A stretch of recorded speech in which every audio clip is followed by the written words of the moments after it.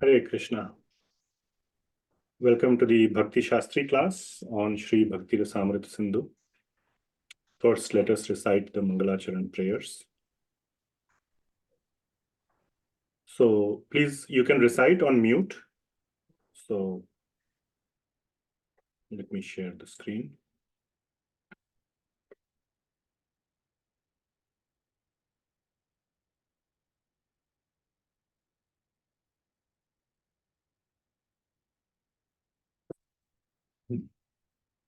Om Ajnanatimirandhasya Jnananjana-shalakaya Chakshurunmilitam Yena Tasmai Shri Gurave Namaha. Shri Chaitanya Manobhishtam Sthapitam Yena Bhutale Swayam Rupaha Kadamahyam Dadati Swapadantikam.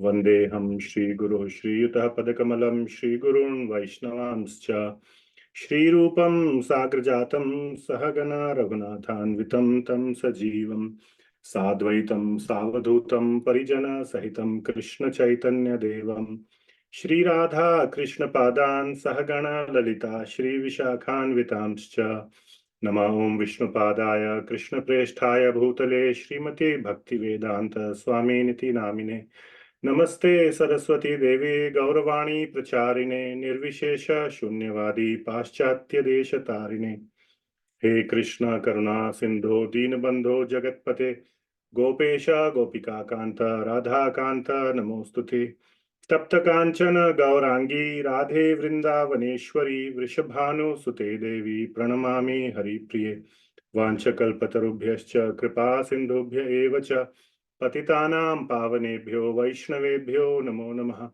Jaya Shri Krishna Chaitanya Prabhu Nityananda Shri Advaita Gadadhara Shivasadi Gaura Bhakta Vrinda Hare Krishna Krishna Krishna Hare Hare Hare Ram Ram Ram Hare Hare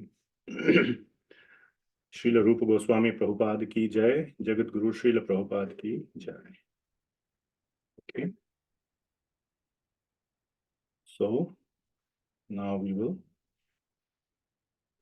let me share this screen.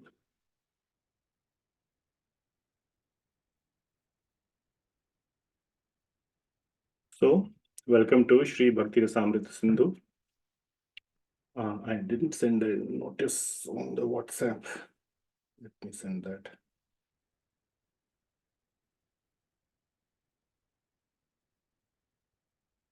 Okay, thanks. All right. So, Bhakti-rasāmṛta-sindhuḥ by Srila Rupa Goswami Prabhupada, whose summary study is given by His Divine Grace Abhay Charanarvind Bhaktivedanta Swami Srila Prabhupada, known as Nectar of Devotion. So, let us sing these two verses. I will just sing. For today, I think it will be a long class. So let me just sing these two verses and you can also sing on mute.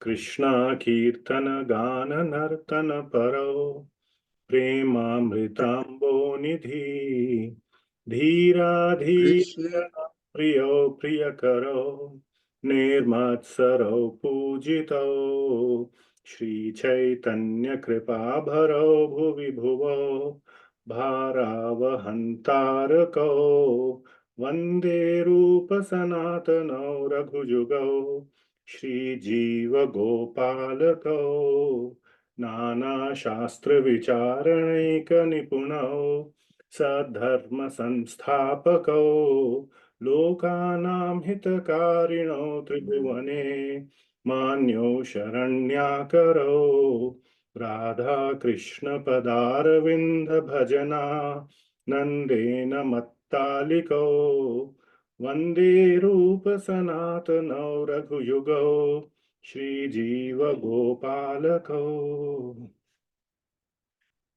Now these memorization verses, let's do it together. If you would like, you can unmute and we will do lead follow. Okay. Let me close this. Anyabhilashita shunyam Jnana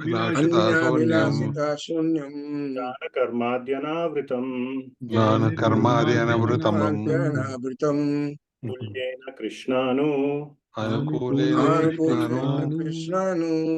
Danam Bhakti-ruttama Tilanam Bhakti uttama Sarvopadi vinirmuktam Sarvopadi vinirmuktam Tatpartvena nirmalam Tatparvatvena nirmalam Ekena rishikesha Shikena Rishikesha viruchyate Sevanam Bhakti Ruchyate Shri Krishna namadi Atha Sri Krishna Namadi Indriyai Navaved Grahyam Indriyai Devonmukhe hi jivhado Sevonmukhe Jivado Eva suratyadaha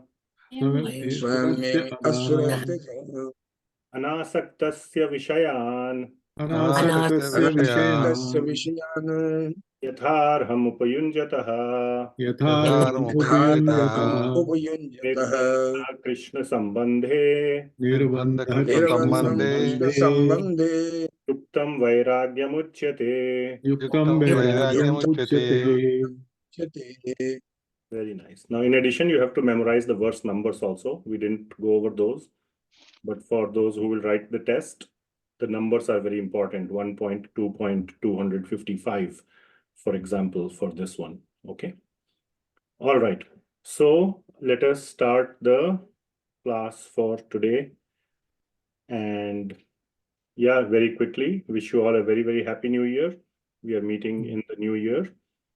And I had a blissful time in India, in my yatra in Śrī Vrindavan Dham, Śrī Mayapur Dham.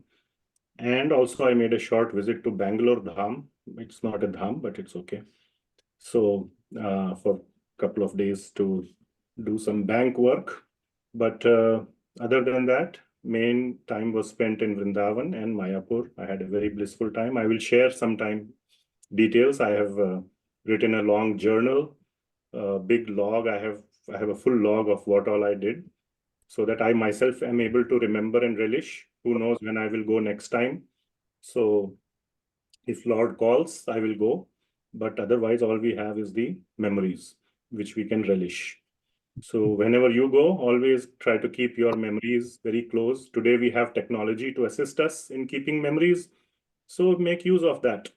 But main memory that we want to keep is in our heart. Okay. So let us see. So now today we are going to go into very, very important section of Bhakti-rasāmṛta-sindhu. We have been building up to this section today. Okay, so before that, what I want to do is this. I want to do a recap of Bhakti-rasāmṛta-sindhu or Nectar of Devotion so far. We have discussed so many topics, but here is a bird's eye overview of what we have discussed so far. So please pay very careful attention. And it's I felt very personally very satisfied when I wrote this. I myself kind of got a bird's eye view of the Bhakti-rasāmṛta-sindhu and sort of remembered all the things that I had studied in detail and taught it and all that. So some of the important sections I have put in bold font. So I hope you can distinguish the bold font from the normal font. So Bhakti-rasāmṛta-sindhu, as every text starts with Mangalacharan, and then the structure of Bhakti-rasāmṛta-sindhu is given. And then Srila Rupa Goswami gives the definition of uttama bhakti. Okay, so what is the definition of uttama bhakti? Which verse it is? 111. 1:11. Yes. Anybody has memorized it? You want to recite? Anyabilashita Sunya. Go ahead. Who was speaking? Was it Kirtida Mataji? Verse Medha Mataji was reading. I can read it. Yeah, recite. Anyabhilashita sunyam gnana karmadi anavritam anukulyena krishnanu silanam bhakti-ruttama. Very nice. Very nice. Thank you. So that is the definition of uttama bhakti that was given by Rupa Goswami, and then few evidences were given as well. And then we had a verse for the 6 characteristics of uttama bhakti.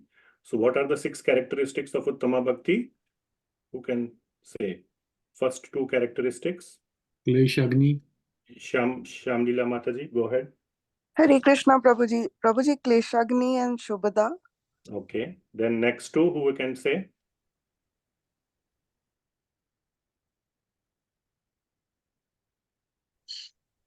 Sandranand Visheshatma. No. Moksha Lagutakrit. Only- Moksha Lagutakrit. Only if you are confident. Yes. Moksha Laghutakrit. And Sudurlabha. Sri Krishna Sudurlabha. Karshana.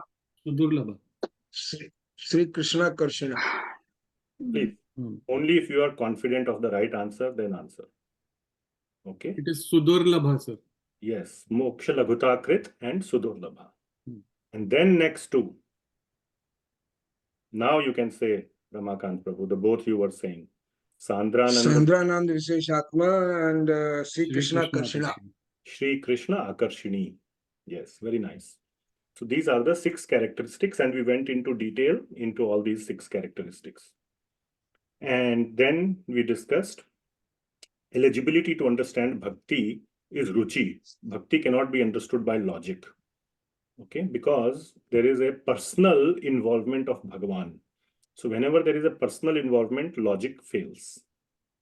Okay, then second, so this was the Samanya Bhakti, the general principles of Bhakti. It doesn't mean it is general Bhakti. It is the general principles of topmost Bhakti. Because as you know, Sandrananda Visheshatma and Shri Krishna Akarshini occur at the Prema level. Okay. Moksha Laghutakrit and Sudurlabha occur at Bhava Bhakti level, very, very advanced levels. So Samanya Bhakti means these are the general characteristics of Bhakti. So what is Bhakti was being explained in chapter 1 of Bhakti-rasāmṛta-sindhuḥ. Then chapter 2 is known as Sadhana Bhakti, and it is first Śrī Rupa Gosvami starts by describing the bhaktis of 3 types: Sadhana Bhakti, Bhava Bhakti and Prema Bhakti. But this whole chapter is about Sadhana Bhakti, and then what is the main aspect of Sadhana Bhakti? I have already put it there, that it is executed by the senses. That is Sadhana Bhakti, which you do with your senses. And senses includes mind also, mind and intelligence also. So it's not like somebody, video camera cannot maybe see what you are doing. Some things video camera can record, like if you're doing deity worship. Then, like you say, fly on the wall can see what it is being done. But if you are just doing smarana of Bhagwan, which is also a sadhan, it is also a process of bhakti, then fly on the wall will not know. So executed by the senses doesn't mean the physical senses, it also means mind and intelligence. So executed by the senses. And it leads to the arising of Bhava Bhakti. Then, what is the fundamental principle of Sadhan Bhakti? Is Tasmat Kenapi Upayena Manah Krishna Niveshayet. You must memorize this verse. Tasmat Kenapi Upayena Manah Krishna Niveshayet. Somehow or the other, always try to fix your mind on Krishna. Whose example was given? Who can tell?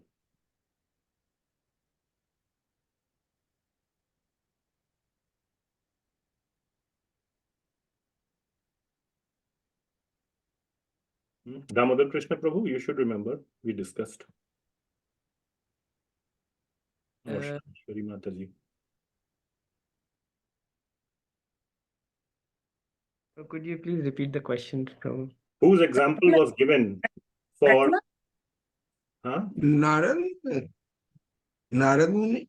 A very... Prahlad, Prabhuji. Not Prahlad. A very sort of a... Shishupal. Shishupal, yes. So, even though he is thinking animosically or whatever, animically, still only because he was always thinking. It's very hard to even think animically. Try to think of Krishna animically 24/7. You cannot do it.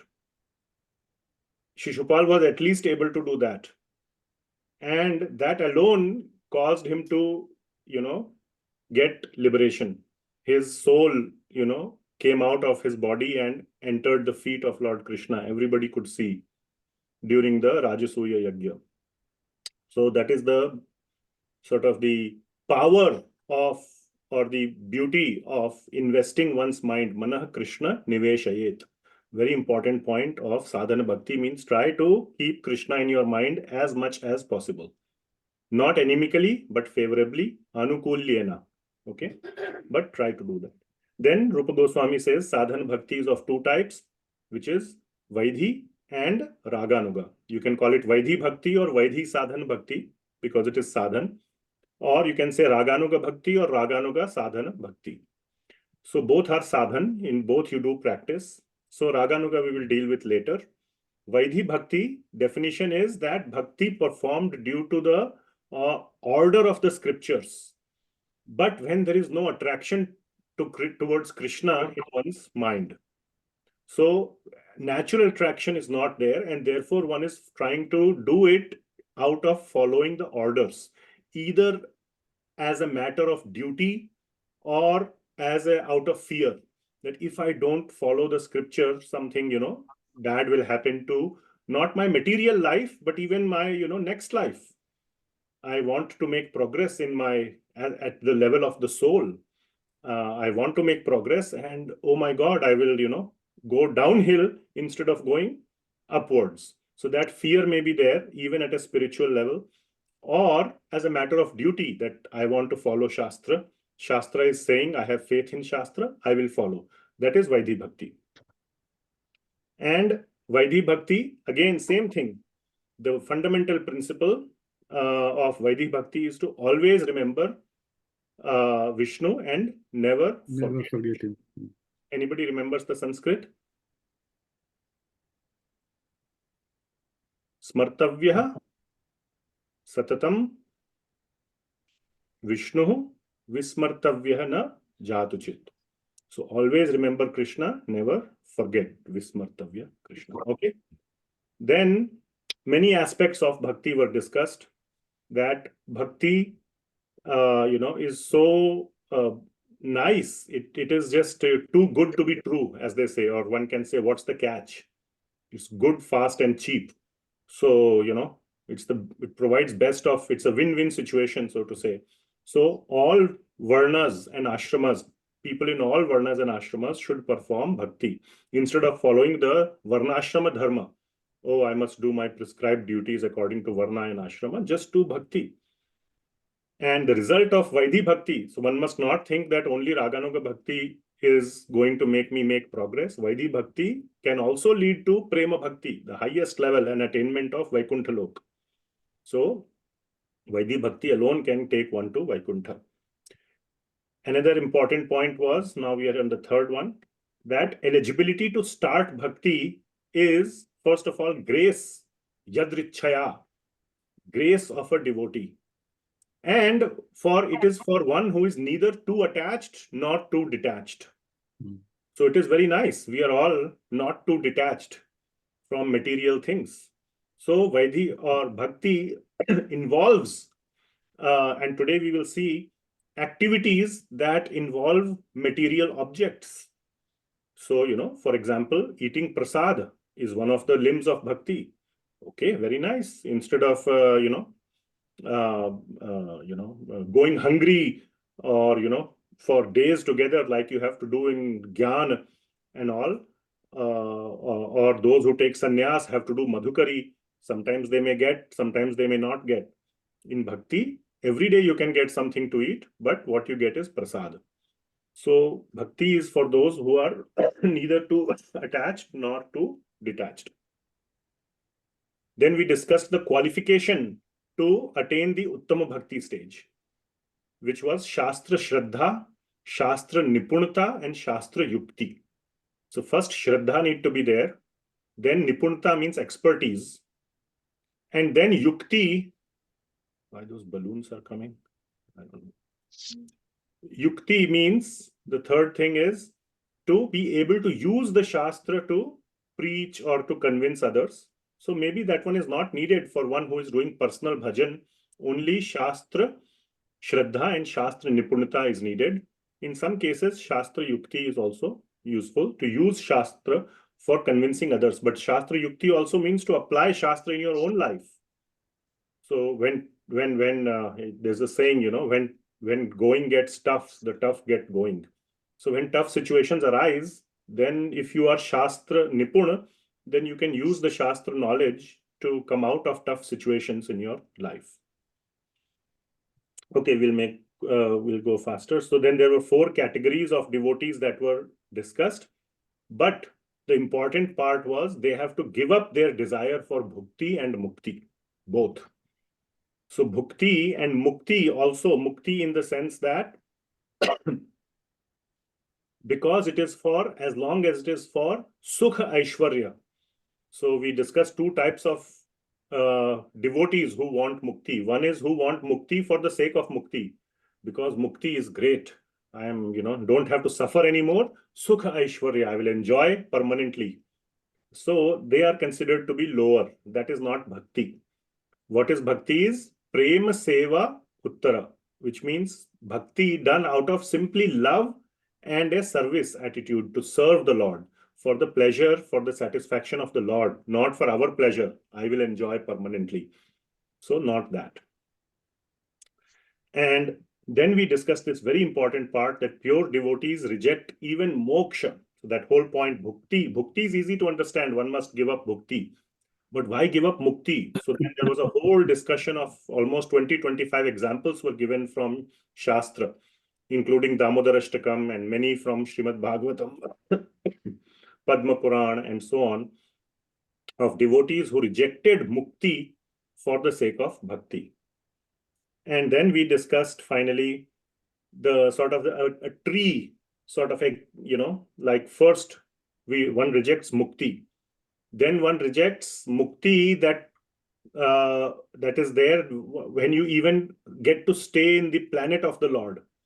Salokya mukti or Sarupya mukti or Sarishti. You just want then to serve the Lord. And which Lord? Not only, and then we had this discussion about Narayana versus Krishna. And it was based on a discussion of rasa, if you remember. And even within Krishna, then we further discussed Dwarka Krishna and Vraja Krishna.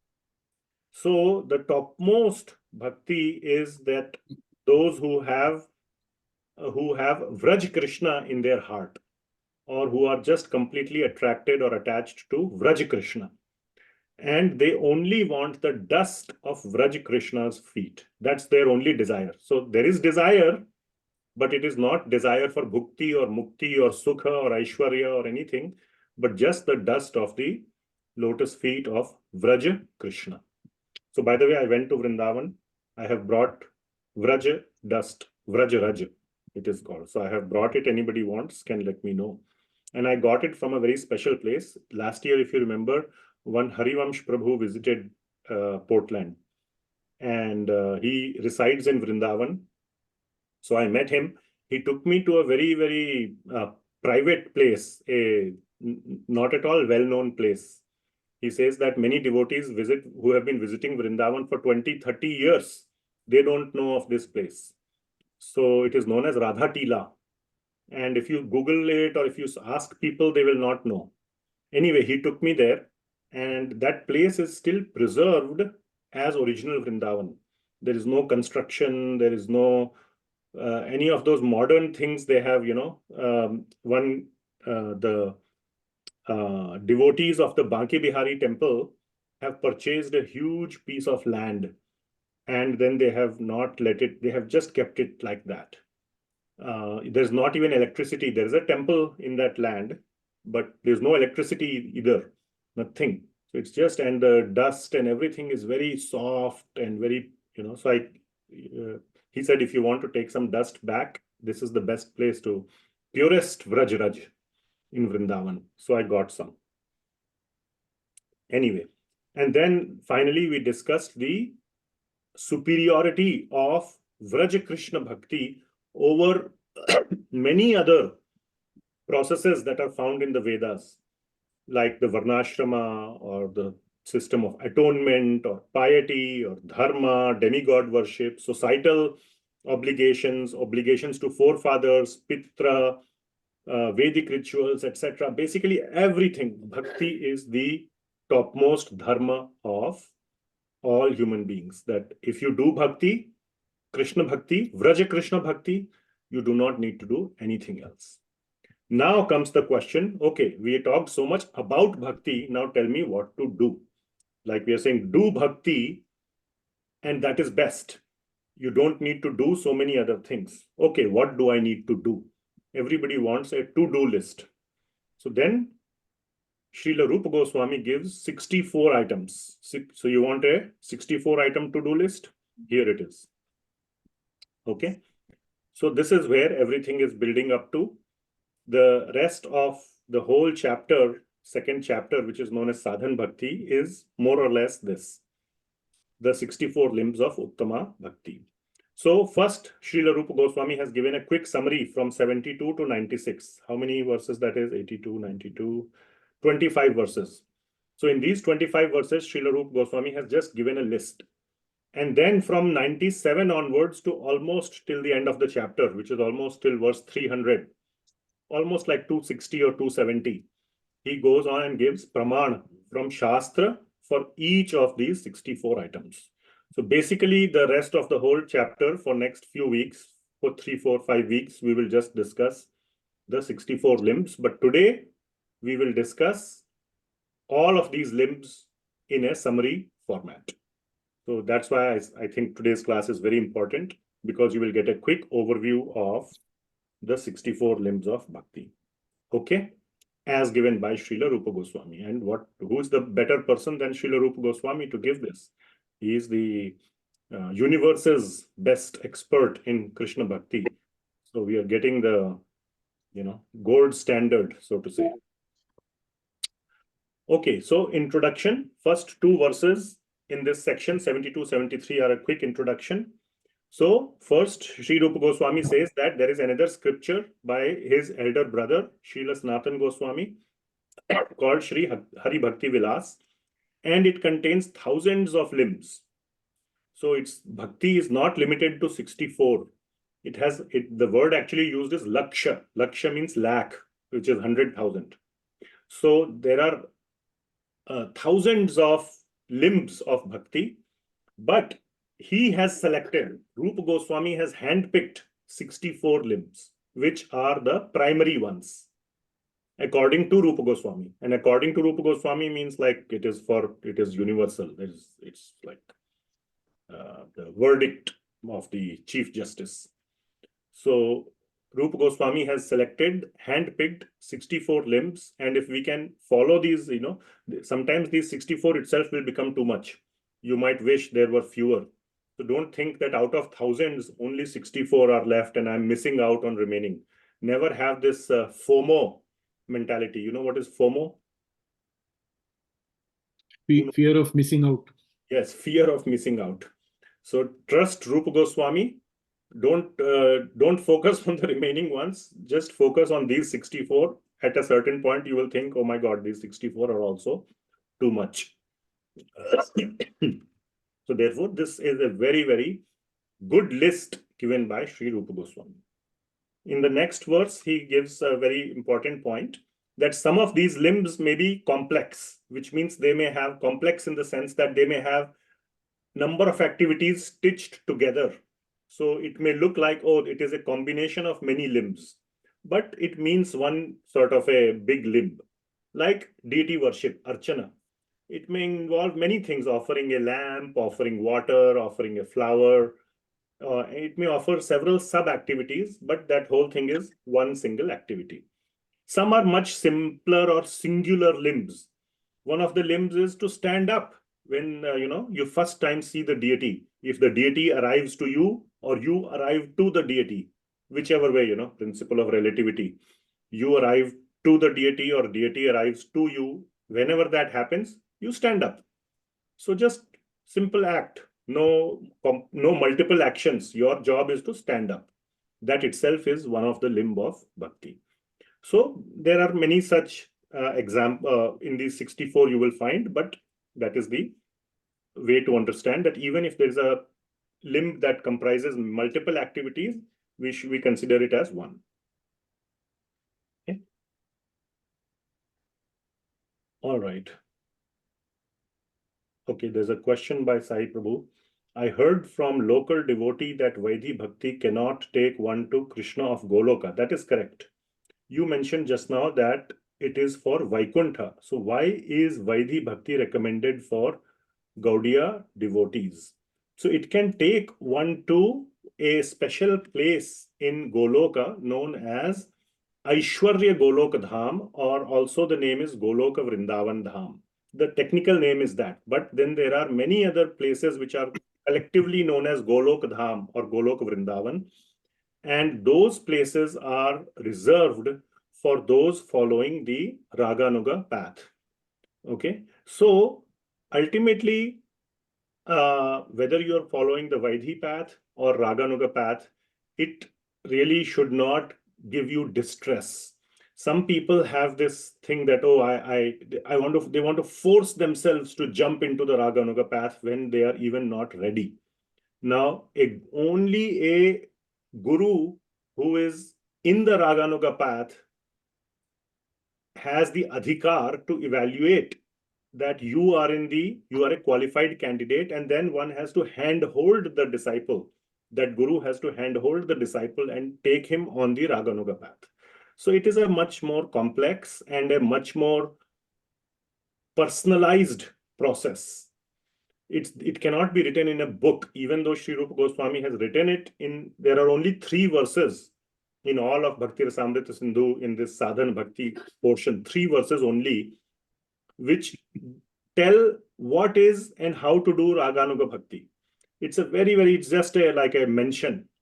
So Raganuga Bhakti is a highly personal matter it's like a private coach versus a school. So we had discussed this whole topic when we discussed Raganuga Bhakti in the beginning. But Vaidhi Bhakti definitely can lead one to a place called Goloka, Aishwarya Goloka Vrindavan, a portion of Vrindavan where one realizes the Aishwarya of Krishna. The fundamental point is that unless one has that deep attraction to Krishna, how will Krishna let you into a place where other devotees are there, where they are only having full attraction to Sri Krishna? So that is just like, that is the nature of the rest of the Vrindavan. And that's the rasa that is there. So I will leave it at that. I hope that helps to answer the question to some degree. Okay. Now let us jump into any other questions, anybody? Before we start into the 64? Okay, fine. So let us start into the 64 limbs of bhakti. Please pay attention. Now, first I will describe, so to say, how these are divided, but then there is one very important slide which is coming up as to how to focus on this discussion of 64 limbs. So that one you must pay attention. So I'll point out. Okay, so this is the 64 limbs of bhakti. So first, there are 20 limbs, Śrī Rupa Goswami says. So I am not making it up. Rupa Goswami or Srila Prabhupada is not making it up. Even Jiva Goswami is not making it up. Whatever I have written here are directly in the verses of Śrī Bhakti-rasāmṛta-sindhuḥ. So Rupa Goswami, who is the author of Bhakti-rasāmṛta-sindhuḥ, is writing all these points. That the first 20 are the door or the gateway to enter the path of bhakti. Okay, so which means that you need that eligibility. That is the eligibility. Like to enter the train, you need a ticket. So first you have to go to the ticket counter and purchase a ticket. Then you can enter the train, and then you have to do the remaining journey. So these 20 are like that. So it's not that you have to become perfect in these 20, but you need to keep it in mind. Now, some of these may be hard, so you need to at least try to do them. You need to have it in your radar. You cannot just forget about it and be a jerk and completely do the opposite. Okay, so that's like, tearing off the ticket or what is known as without ticket, traveling without ticket. One day the conductor will catch you. So these 20 are necessary for, you can say, for becoming a bhakta. okay, for being called as a bhakta. Within these 20, it is divided into 10 and 10. 10 do's and 10 don'ts. Okay? Again, why these balloons come up, I don't know. Maybe when I put this sign, I don't know why. Anyway, so 10 are do's and 10 are don'ts. So please pay attention when we come to this. Then Śrī Rupa Goswami says, within the 10 do's, the first 3 are the most important. Then there are 7 more do's. So I hope you are following. In the 20, first 10 are do's. Among those first 10, first 3 are very important. And then the remaining 7. And then there are 10 don'ts. Clear? And then there are remaining 44 limbs for the ongoing execution of bhakti. Okay, so they are not the ticket. That's like sitting in the train and making the journey. Those are your remaining sadhan. Sadhan means the means or the tools for executing bhakti ongoingly. And then among all these 64 limbs, so first we have 20 plus 44 is how much? 64. Among these 64, the last 5, which are part of the 44, these last 5 are the most important, absolutely important limbs of bhakti. Okay? So you must pay attention to last 5 definitely. All right. So the 44 limbs further are categorized in this way. So, this is a categorization that is given in one of the commentaries of the Bhakti-rasāmṛta-sindhuḥ. So you can see it. I won't read it. We will go through it as we go. Bhakti performed by the senses, right? So by the body, by the voice, by touch, by taste, smell, hearing, and also by the mind. There are 9 limbs that are performed by the mind. And so on. And finally, the 5 most important. So if you add up all these numbers, you will get 44. Okay. So far, so good. Everybody clear? Where we are going? Is the map clear? Yes, Prabhuji. Before you start driving, you need a map. So map is clear. Yes, Prabhuji. All right. Now comes this slide, very important. Please pay attention. One is if you want to just pass the test, then this slide is not for you. Okay? But if you want to apply it in your life, then please pay attention to this slide. Okay? This is not for test passing. Anything on this slide will not come in the exam, but it will come in the exam of your life, not come in the Bhakti Shastri exam. So please pay attention to this particular discussion. So first of all, you will see many of you are already following all these limbs or most of these limbs to some extent at least, may not be perfectly. If somebody is following all 64 perfectly, then you are already a uttama bhakta. You should be, teaching all of us. So, but many of you must be following many of these to at least some extent. Okay.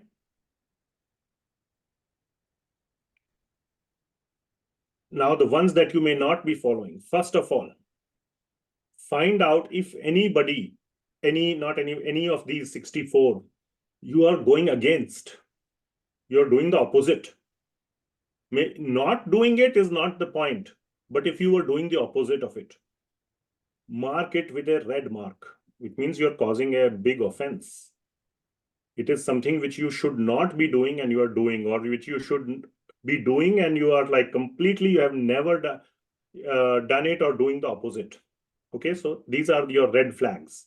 So basic point is make a note of the red flags in this discussion. Then look at the ones that you need to improve on. So you are doing it, but you feel that, no, I'm just doing it, barely doing it, only for like namesake, or very occasionally I'm doing. I need to improve on it. So make a note of it with an orange color, not red color, but at least orange color, which means Then anything that inspire you. Oh, wow, this is one of the 64 limbs as selected by Sri Rupa Goswami with a black mark, or I'm saying like a normal mark. So first priority is to stop the offense. Second is that anything that is, you feel that you need a significant improvement. And the third one is something that inspires you. Okay. So put things in this category, use this list in this way.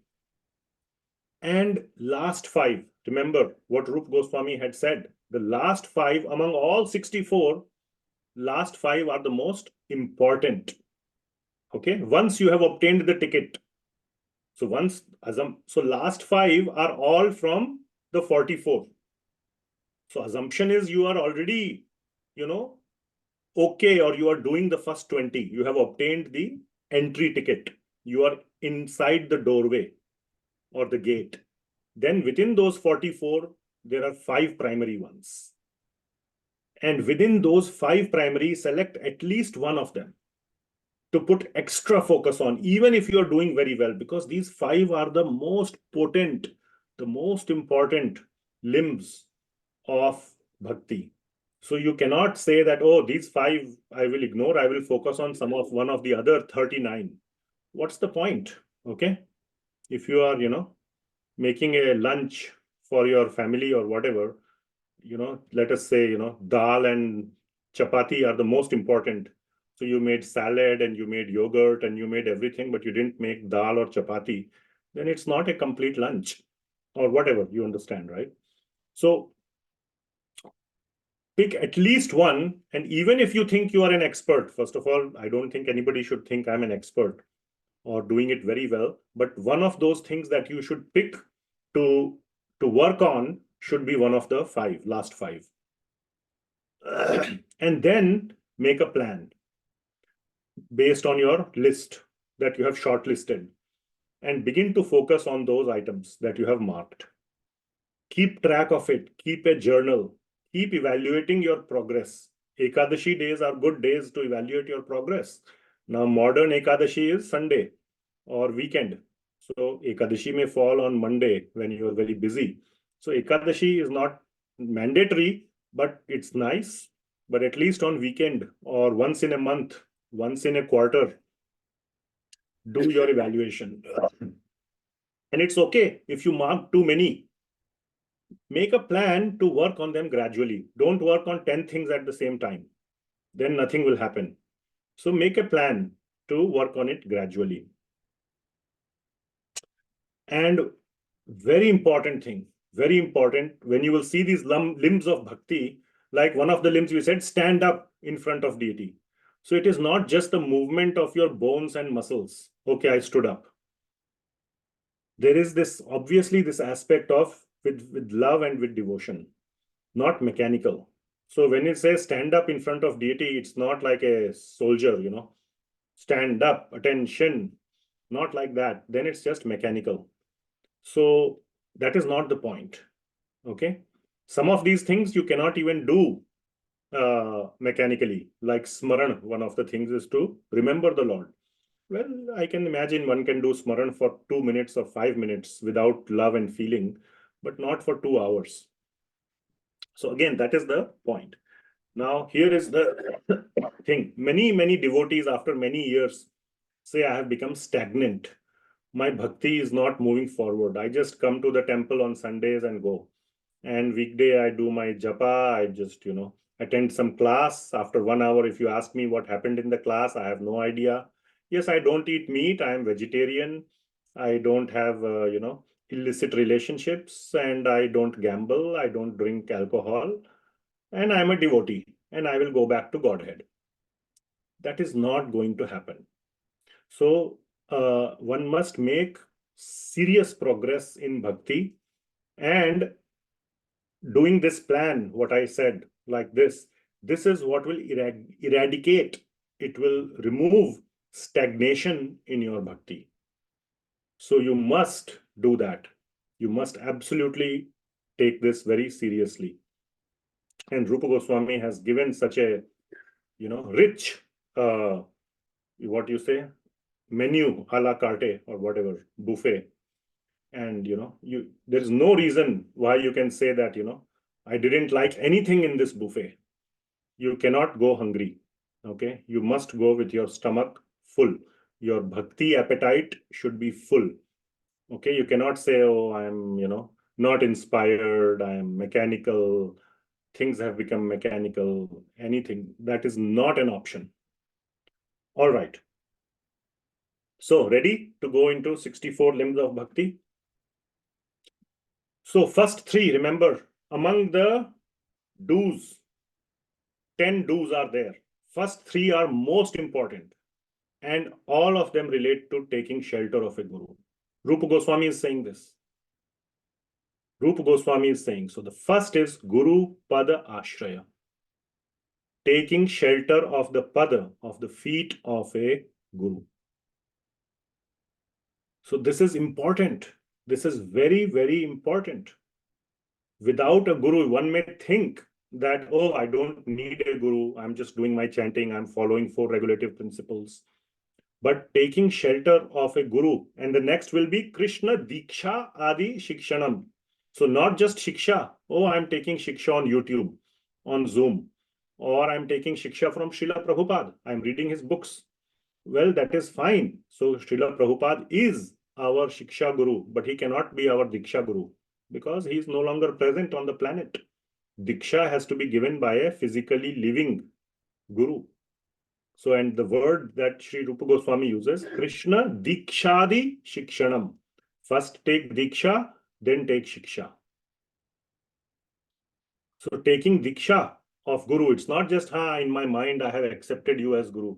We think, oh, Maharaj Ji, in my mind, I have accepted you as Guru. And I have taken Guru Pada Ashraya. Okay, maybe that is the case. But Guru Pada Ashraya also means a formal Pada Ashraya. It has to be a mutual. You take shelter, the Guru agrees to accept you in his shelter. Both have to occur. So it's not also correct to say, oh, man mein maan liya hai. In my mind, I have accepted. That is one direction. Second direction also has to be fulfilled. We'll go into detail when we go in the remaining verses, but in the detailed portion. So Guru Pada, so all those at least, who are serious about bhakti and who are following the 4 regulative principles, who are serious about their chanting, there is no reason. I don't know. There are many people who are thinking, oh, should I take shelter of Guru? What are you thinking about? Rupa Goswami is saying, you're like, what is the like you're doing all these classes, you're spending so much time, but you're not taking the step. You're visiting the doctor every week, but he's giving medicine and you're not eating the medicine. So I don't understand. One should move on this path quickly. It takes time to find a guru. It doesn't happen like overnight. Finding guru is not like a roulette. You write a name and you roll the wheel, and wherever the wheel stops, he is my guru. That's not the process. So things take time and time runs out fast. So Guru Pada Ashraya, then the second is to take Diksha and then Shiksha. And there can be multiple Shiksha Gurus. Yes. But primary Shiksha comes from Diksha Guru. Okay. Every Diksha Guru is capable of giving some Shiksha. He's not there just to give Diksha and say, okay, I don't have any Shiksha to give. Some may be more learned, some may be not so advanced in scriptures and cannot quote verses like, from the top of the tongue. That's okay. So you have to see which guru you want to take shelter of and take Diksha and then take Shiksha from them plus other Shiksha gurus. And then Vishrambhena Guru Seva. Doing Seva to the Guru. Vishrambhena means with faith, with the devotion that by serving Guru, I am making progress. Sometimes this may come, why I have to serve this? Guru has too many demands. His diet list is very strict. He says, give me mango in winter season. How do you get mango in winter season? I'm just making it up. Sometimes all these thoughts will come. No, one must serve the Guru knowing that it is my chance to make spiritual progress by this seva. No, by the way, the guru is not like hard or has any. I have never seen anybody who is so like demanding. So don't be afraid. But my point is, one should have this feeling that the more seva I do, the more progress I am making. So it is an opportunity to make spiritual progress. Okay. So Vishrambhena, that is the Vishrambhena part. That belief, that faith, that by this service, I will make progress. So become serious about this step. Really become serious about this step. Please contact your senior people, whoever they are, and approach them, ask them how to find Guru, how to connect with someone, take Diksha, this is the first step. The first three are there. This is your ticket. This is the, counter where you have to pay the money and buy the ticket, so to say. You want to sit in the train, but you want to reject the ticket counter. It is not possible. It's just not possible. All right. So I cannot say enough about this. Many people have this hang up. Why do I need Guru? And yes, some people have heard some bad stories about something happened this and that. All those things happen. Okay. But that should not be a reason to deter you from taking shelter. This is Rupa Goswami saying it. Okay. Next come the next 7 do's. So we are still in the do's. Sadhu Vartma Anuvartanam means following in the footsteps of sadhus. Sadhus means acharyas, previous acharyas, and other pure devotees. So how do you know what are their footsteps? First, you have to know their footsteps to be able to follow them. Isn't it? So you must know about their life. So read about their life. Understand what they lived in their life. How they lived their life, then follow their footsteps. Okay. I just went to Vrindavan. I got this book. Where it is kept? Mahindra Prabhu Ali.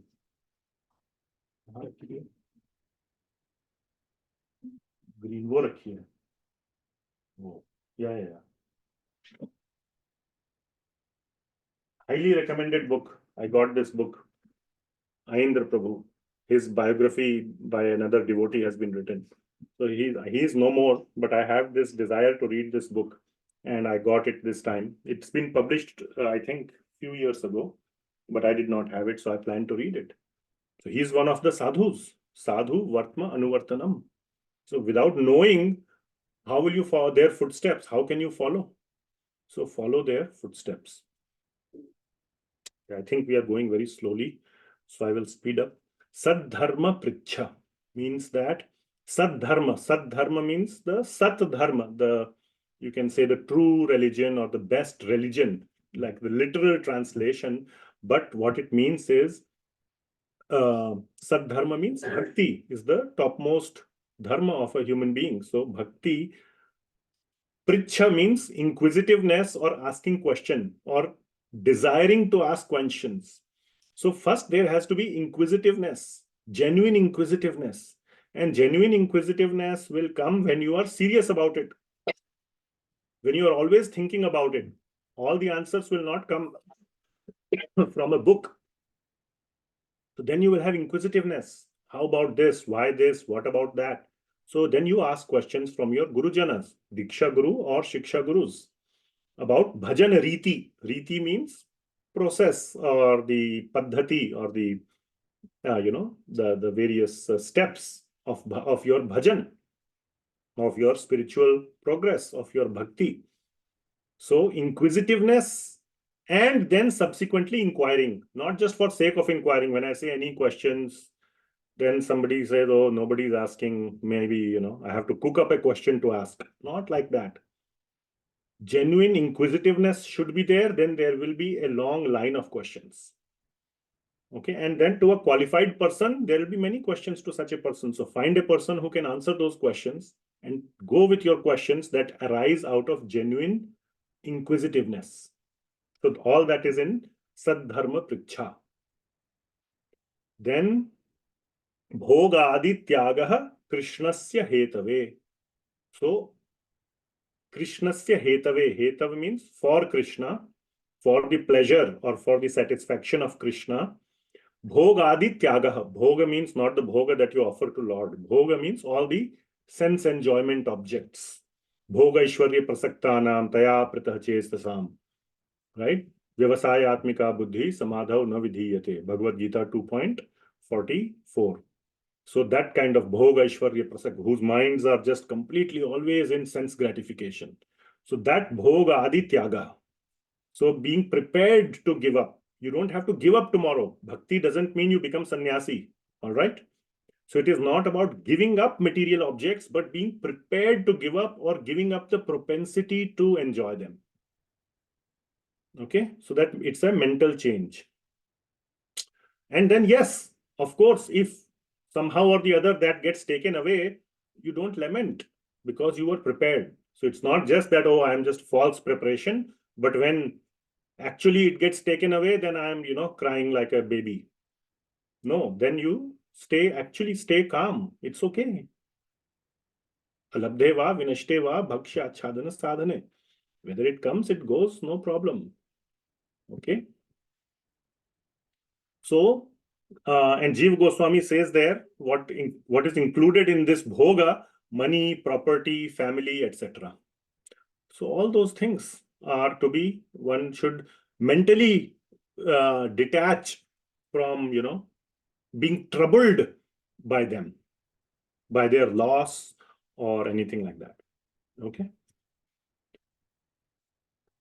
Then Nivaso Dwarka Adau cha Ganga Ader api Sannidhau. So residing in Dwarka Adi. So places like Dwarka Dham or other places, Mathura Dham, Vrindavan Dham, etc. But residing in holy places or near holy rivers like Ganga. So, and Jiva Goswami says that, if that is not possible, then reside in a place where it is like Dham, which means where there are like-minded devotees, where you can sit and do peaceful bhajan. That is a place of as good as a Dham. Okay, next last three, 8 to 10. Again, we are still on the do's. So we are still, So then, Vyavahareshu sarveshu yavad arthanuvartita. So, all the items of Vyavahara and Artha, etc., accepting only what is necessary and not trying to over-accumulate. Atyahara, like we studied in Nectar of Instruction. Atyahara prayashascha. So no over-accumulating, accepting only what is necessary, and also interacting with the material world only as much as necessary. So again, it doesn't mean that make it zero, but only as much as necessary, and try to minimize this. So many devotees try to follow two lives: excessive material and also, yes, to some extent, serious bhakti for 2 hours a day, maybe, or 1 hour a day, but remaining is excessive as good as material. That is also, one needs to reduce that. So you must, to become a serious bhakta, you need to reduce this, constant hankering for material objects. Reduce your dependence on material. Vishaya means sense objects that are only for sense gratification. So one must try to reduce that quite a bit. Then Hari Vasar Sammano, observing holy days like Ekadashi, Janmashtami, etc. Then Dhatri Ashwadhadi Gauravam. So, which means that worshipping certain trees, like here in the commentary, now here Ashwatha Adi. Ashwatha means the peepal tree, and Adi means other trees are given. Now Tulsi is a separate item. It also can be included here. The Tulsi tree is the best tree or plant, but it has its own item. Here, the examples are Amla, or not amla tree. I don't know what's the English name for that. And people and banyan tree and other sacred trees, to accept them as worshipable. So these are some of the do's.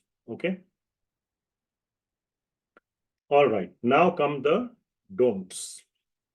So these are the 10 don'ts that we shouldn't do. So if you again focus on the previous 10, they were all things to do. Giving respect to the tree, observing holy days, and all of these are just items to do.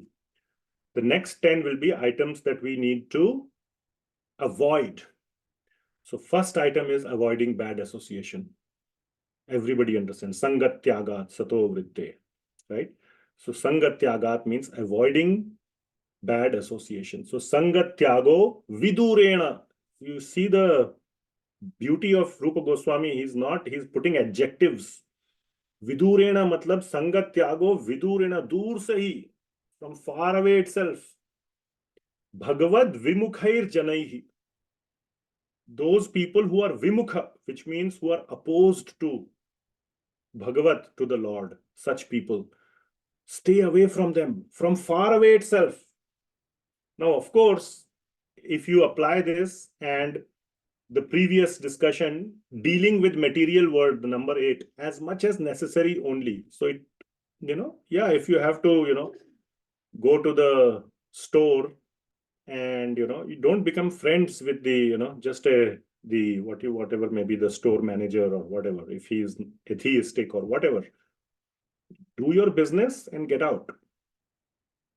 So this is very, very important. Some people take relishment in interacting with people, even those who are, trying to be serious devotees. Do not do that. For courtesy, etiquette, now you cannot say to your boss, or if boss says, there's a team dinner. Yes, go for team dinner. Otherwise, you will be a recluse and you won't get the projects. And one day you will be fired. So yes, go for the team dinner. Externally, you can interact a little bit, talk about weather or this or that, whatever. But don't take relishment in it. Okay, you shouldn't be the one to say, oh, let's do team dinner. It's been a long time. I want to go do all these things. No, don't do that. So stay away from such people completely. And even within devotee circle, you may find such people. Always, sitting in Prasadam hall, talking about politics. Oh, who is, winning? Trump is winning, or whatever, Biden is winning, or whatever may be the case. So, or what is happening in the job or stock market, or, which company you are working for. And that's all they talk, even inside the temple building. So stay away from them. Very nicely, Śrī Rupa Goswami, Sangat Tyago Vidurena, Dur Sahi. They are coming from this door, you get out of the other door. Bhagavat Vimukhair Jana. Such people you need to identify and you need to avoid. It's the first and most important thing, because they will spoil your consciousness. They will talk about things, and we are weak. We have been in association of Maya for many, many lifetimes. So when somebody gives us a, remembrance of our past, things that we liked, we could get drawn to it. Okay, so dur se hi, bye-bye. From far away, bye-bye. But this is something like what Saint Tulsidas said, Jake hirena ram vedehi, tajiyatahi koti verisam jadipi param sanehi. Yeah, many saints have said, I'll on the spot, I cannot translate that, but yes, many saints, this is not some rocket science. Right. Every saint will say this. This is not something that is, a surprise for anyone. Okay, it may be hard to implement. It is a surprise that it being such a straightforward instruction, still people indulge in it so much. That part is the surprise. The instruction itself is not a surprise. Okay, like, seeing like cigarette smoking is injurious to health, that is not surprise. Knowing that somebody is a chain smoker and is killing himself, that is a surprise. All right. Yes. Okay. Then Shishyadi Anubandhitvam. So what it means is that not getting bandhitvam, attached to too many shishyas. So again, now Srila Prabhupada had so many disciples. He had, it seems, 5,000 or 10,000 disciples. So he had been empowered. But so we cannot say, oh, he violated this principle. Don't think like that. It is for us. Just apply it on yourself. And there is no number associated. So how much is too much? How much is too less? For us now, nobody is here a guru. Okay, so this is not applying to us. But what it means, the way you can take it is followership. How many people listen to me when I talk? Am I considered a, the strong voice? Am I an influencer, a shaker and mover? Like that. Don't try to be any of those things. Okay. Oh, when I do class, how many people attend? Oh, my class, 50 people come. Your class, only 2 people come. Oh, okay. So all this, even though it is not shishya, it is a pseudo shishya, you can say, whatever, followership. So all this mentality is very, very dangerous for our bhakti. And especially unqualified disciples. What is the point of having 200, 2,000, 20,000 unqualified jerks who claim to be your follower?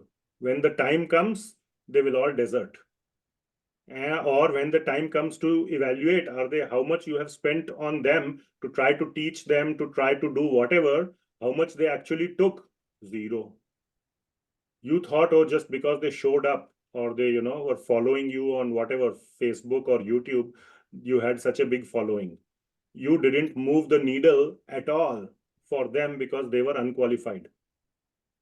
Unqualified means not interested. That is the disqualification. The qualification is not based on caste, color, creed, or anything like that. It is based on one's interest, seriousness. So those who are not serious, one should not spend too much time trying to, run after or trying to say, oh, he's my follower. Okay. Then Maharambhadya Anudyamaha. So not being enthusiastic for taking on huge projects. And Srila Prabhupada even says constructing costly temples. Now, of course, in Portland also we are trying to make a temple, but that is it's not a costly temple. It's within the means. That is one thing. We already have temple also, so that is also nice. Another point is that to show off.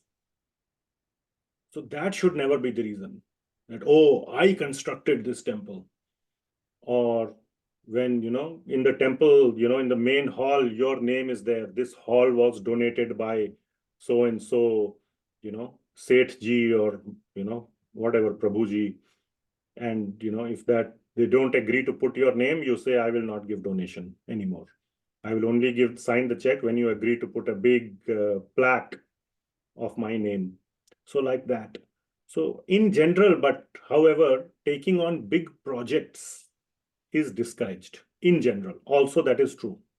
Now, I just don't want to defend the fact that, oh, if somebody is trying to build a temple, then yes, that is okay, not too big. But in general, what is the problem with big projects, whether it is temple construction, any big project. See, big project, the bigger the project, the more people you have to interact with, isn't it? It's harder to do bigger things on your own. Like, let us say, cooking for one person, I can do on my own in the kitchen. If you have to cook for 10,000 people or 100,000 people, can you do on your own? So you need a team. And in that team, and plus then you need a whole support infrastructure.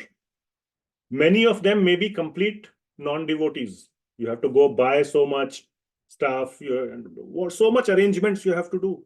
So basically, it is a lot of interaction with the material world, people and objects. And when you are interacting so much with the material side, obviously some things will not go right. Some people will cheat you. Some people will do X, Y, and Z, and it will spoil your consciousness. So unless there is a very, very, very good reason to undertake big projects, take up small projects or projects that you can handle. Don't chew more than you, or what's it? Don't bite more than you can chew. Otherwise, क्या होगा? बदहजमी. क्या बोलेंगे English में? Indigestion.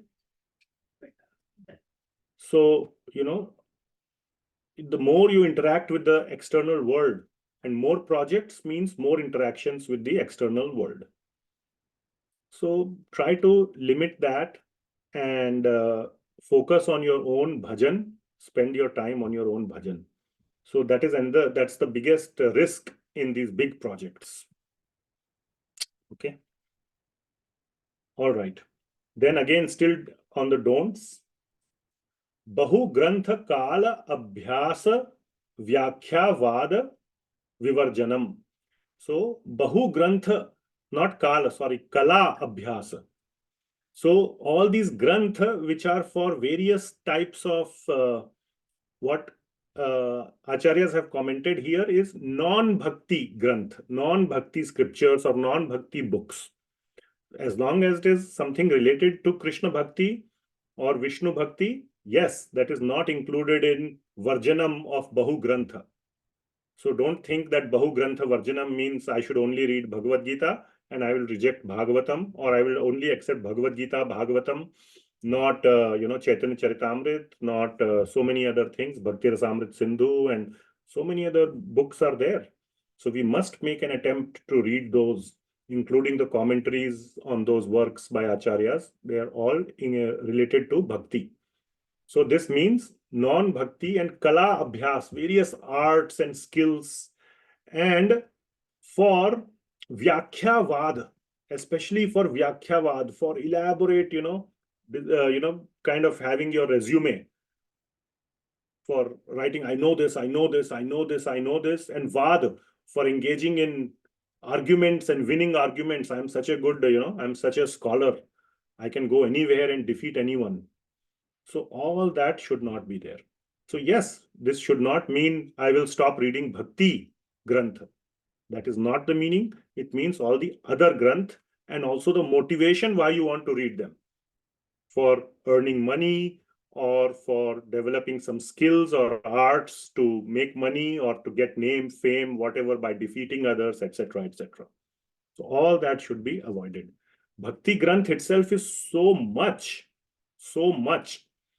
I polled on the group, right? Bhakti-rasāmṛta-sindhuḥ, we are going so slow. Should we speed up? But this is so interesting that, I want to go in depth, but I feel there is lack of time. I should go fast. We need more time to just read Bhakti Granth. So that should be the sort of the mood and the attitude, that just Bhakti Granth itself is so much. I need to have sense of urgency. Where is the time to focus on anything else? Then 15th one, very, very important. Vyavahare api akarpanyam. This is where that shloka comes, which is one of my favorite, which is alabdhe va vinashte va bhakshya chhadana sadhane aviklava matir bhutva dhiya evam harim eva dhiya smarit. That whether something comes or goes, you wanted something and it didn't come, or you had something and it was taken away. Okay? Either way, don't worry. Harim eva dhiya smarit. Aviklava matir bhutva. With a single point focused mind, focus on Hari. Harim eva dhiya smarit. Your mind, your dhyan should be on Hari. Don't worry about these things coming and going. Okay. So not feeling miserable in any material circumstances, not being affected by material losses. A 16th one is related. Shokadi avasha vartita. So not being subject to lamentation or other extreme emotions. So this also means not extreme joy. Okay, so if you get something, getting too happy, too elated, because you never know, very soon it may get taken away. Okay, so being calm and steady and putting maximum focus on bhakti.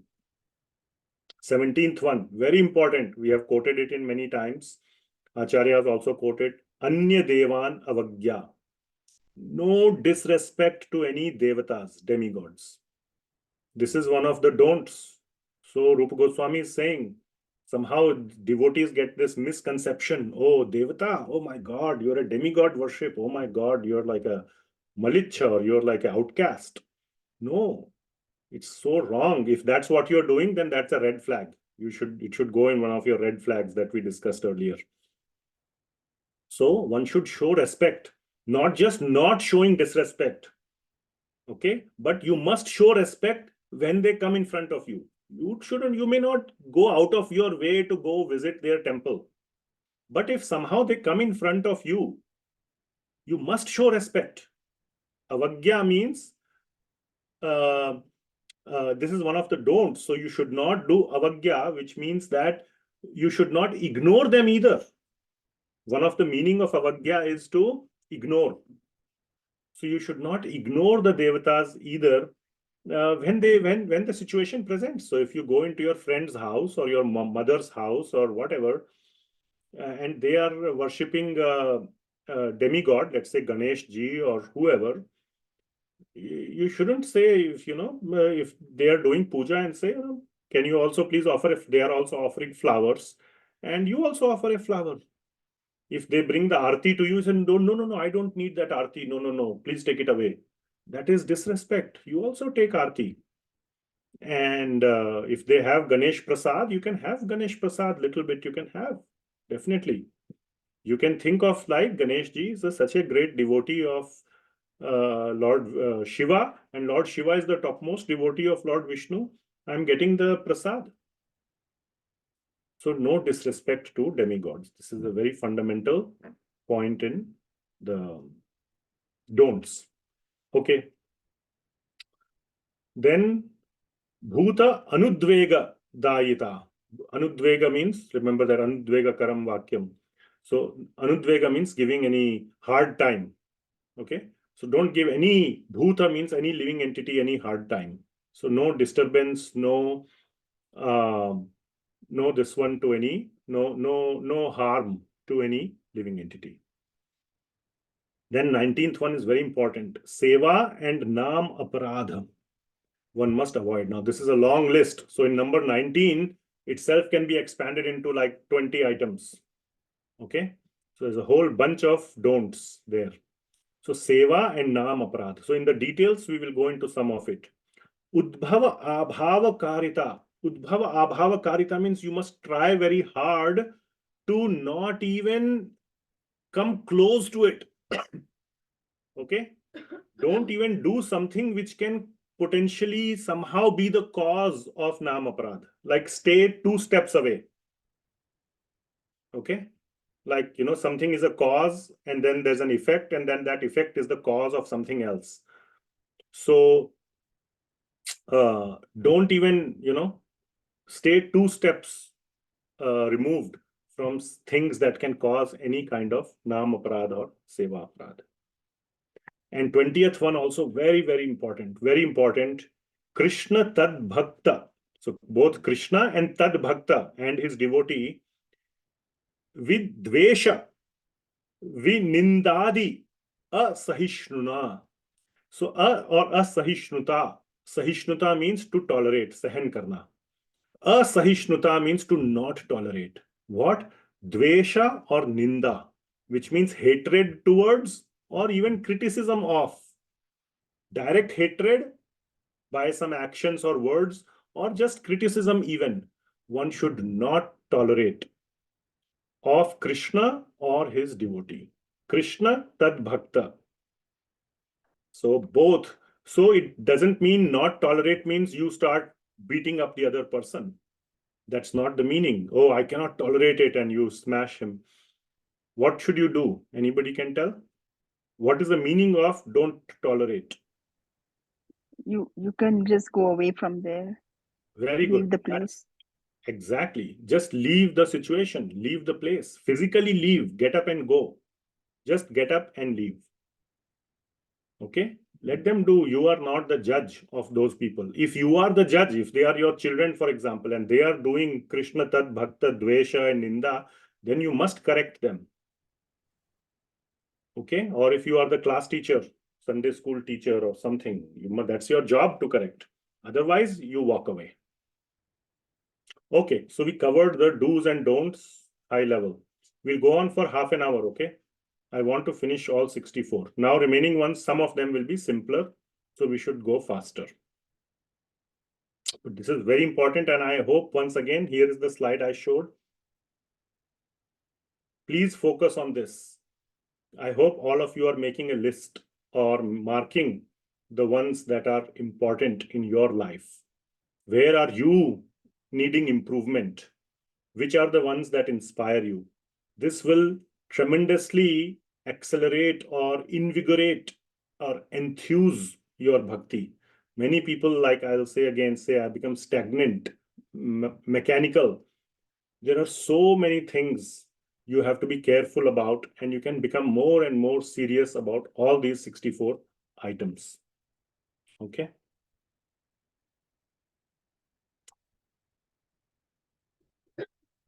All right.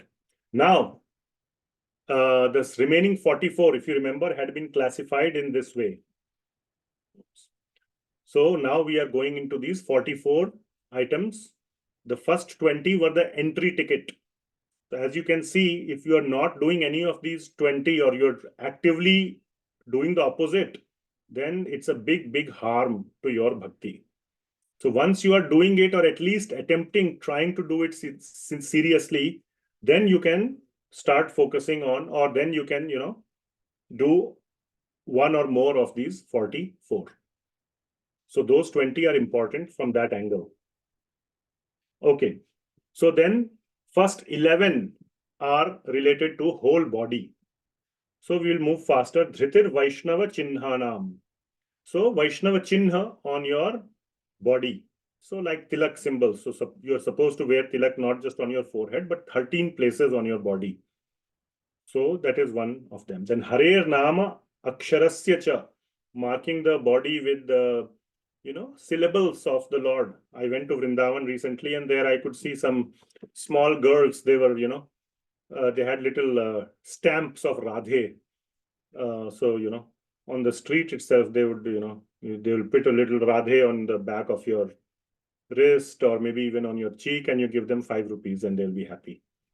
So, it's okay, that's consistent with number 22. Marking the body with syllables of the Lord's holy name. And in Vrindavan, the best holy name is not Krishna, but Radhe. So they were putting all these little stamps. Everywhere you go, some little boy or girl will come and put a little stamp. Before you know it, the stamp is on your hand or your face. And then you give them some money, 10 rupees, 15, whatever, 5, whatever you can give, Okay. So like that. Then Nirmalyadesh. So, accepting the garlands and the flowers and sandalwood paste, or like in the Chandan festival, they put Chandan or sandalwood on the Lord. Then after that festival is over, they remove that Chandan and distribute it as prasad. And that devotees put it on their body. And then oil, like in Mayapur, you get nourishing oil bottles. So bottle that is, so somebody gave me a bottle. I have kept it here. Where is it? Right here. So one nice couple devotee gave me this nourishing oil bottle. So it is offered to Lord Nrsimhadev, and then they kind of give it in the temple in these little bottles. So every day I just, take this little bottle and just put it like this on my hand. So this is nourishing oil bottle that you can get in Mayapur directly from Nrsimhadev, deity of Mayapur, and can put it on your hand, and like this you are doing number 23. Accepting the Nrsimhadev oil offered to the deity, so it is prasad, and then you put it on your body. Okay. Similarly, like flowers and so on, you can put or smell, etc. Then Tasya Agre. Tasya means in front of the Lord. Tasya, Krishna, in front of. Agre means in front of. Tandavam. So, now of course we cannot do Tandav Nritya, but we can do simple Nritya, simple dance. So, some people feel shy in dancing. I'm one of them. But, simple, like, steps like this, raise your hands and just simple dance is okay. And some people do very vigorous dance, and, they will be sweating and they'll make a big circle, and that's also nice. You can see, you cannot be more what you call active than Tandav. So even Tandav is recommended by Rupa Goswami. So anything lower is also okay. You can never become higher than Tandav because that's the most active form of dance. So it says Tasyagre Tandavam. Then Dandavat Natihi. So, or Natihi. So offering Dandavat Pranam to the Lord. So all of you do that. Now men are supposed to do Ashtanga, which means eight spots, Ashta. 8 spots of the body have to touch the floor. So like, the feet, the knees, the head, the hand, like that, you count, it will become 8. Women are supposed to do Panchanga, 5, for various reasons. Okay. So, but both are called Dandavat. So Panchanga Dandavat or Ashtanga Dandavat.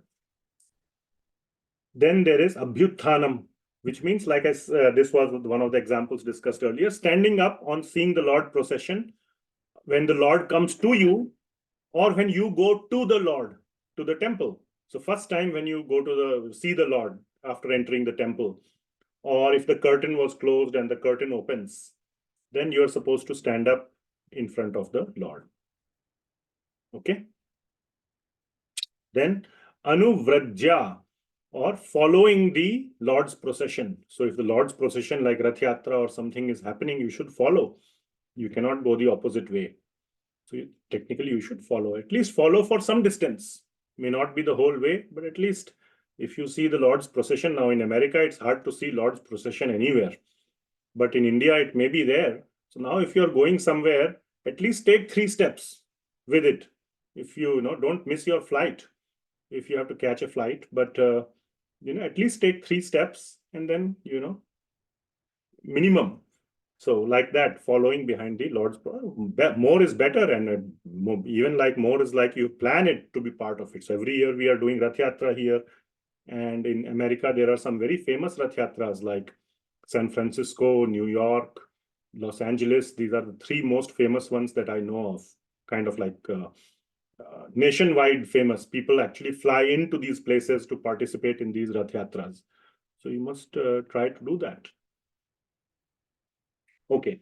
Gatihi sthane. So again, all these are once again whole body related. So going to the Lord's temple.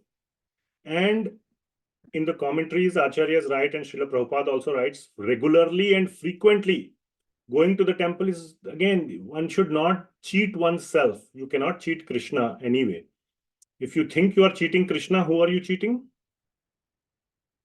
You are cheating only yourself. You can never cheat him. He is the biggest cheat, as anybody knows.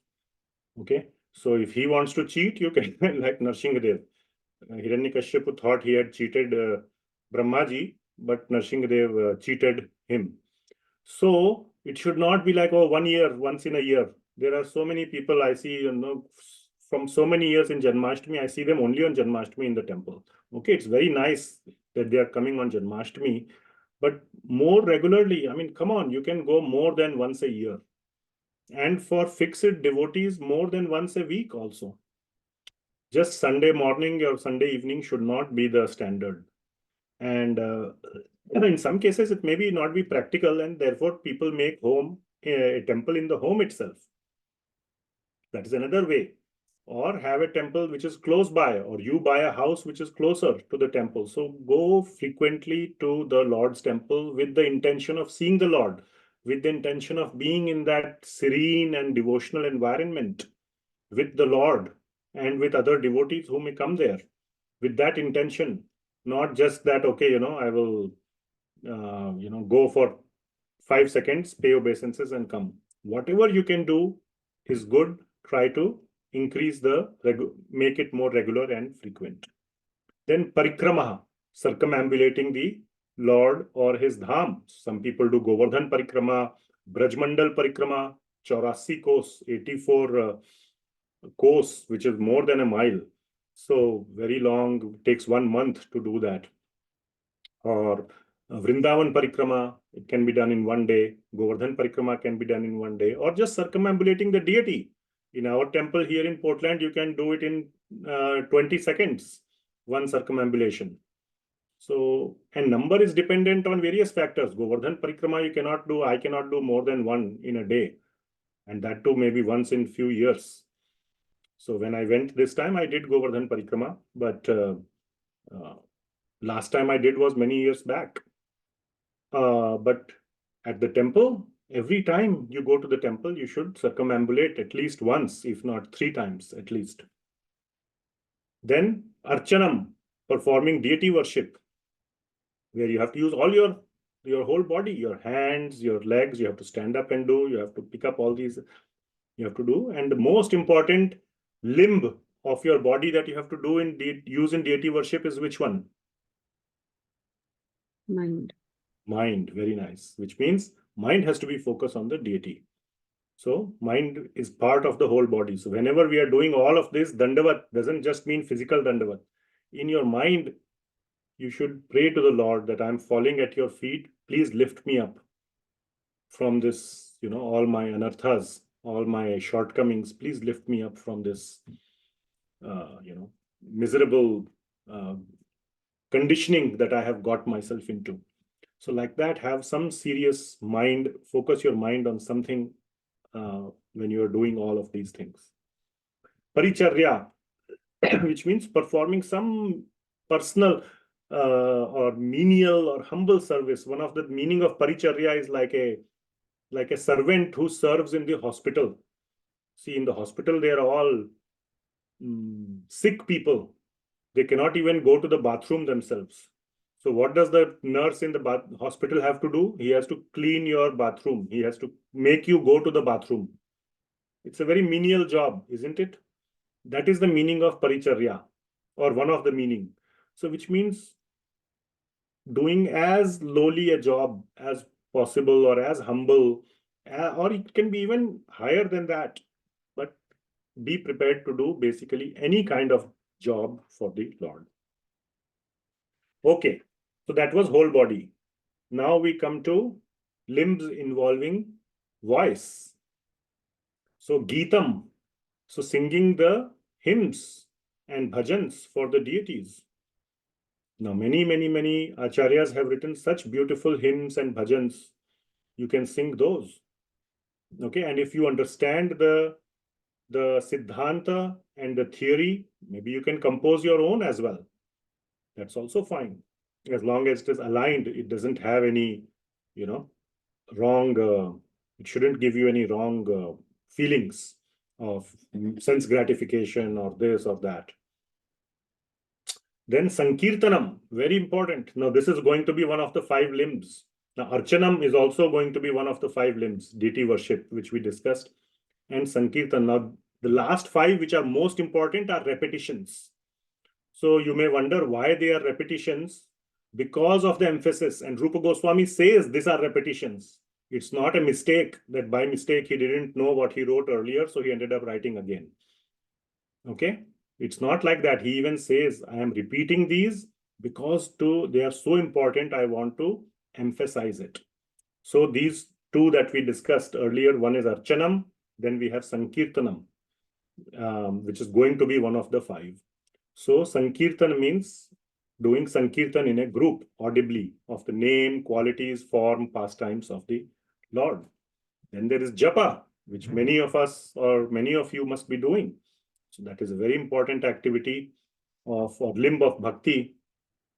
But again, not mechanically. Try to improve the quality. Quality is very important. In Nectar of Instruction, what did we learn? What are the 2 words? Who can tell? 2 important words about japa.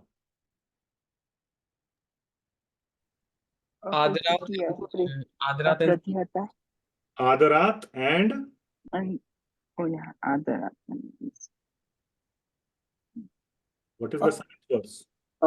Anudinam. Anudinam.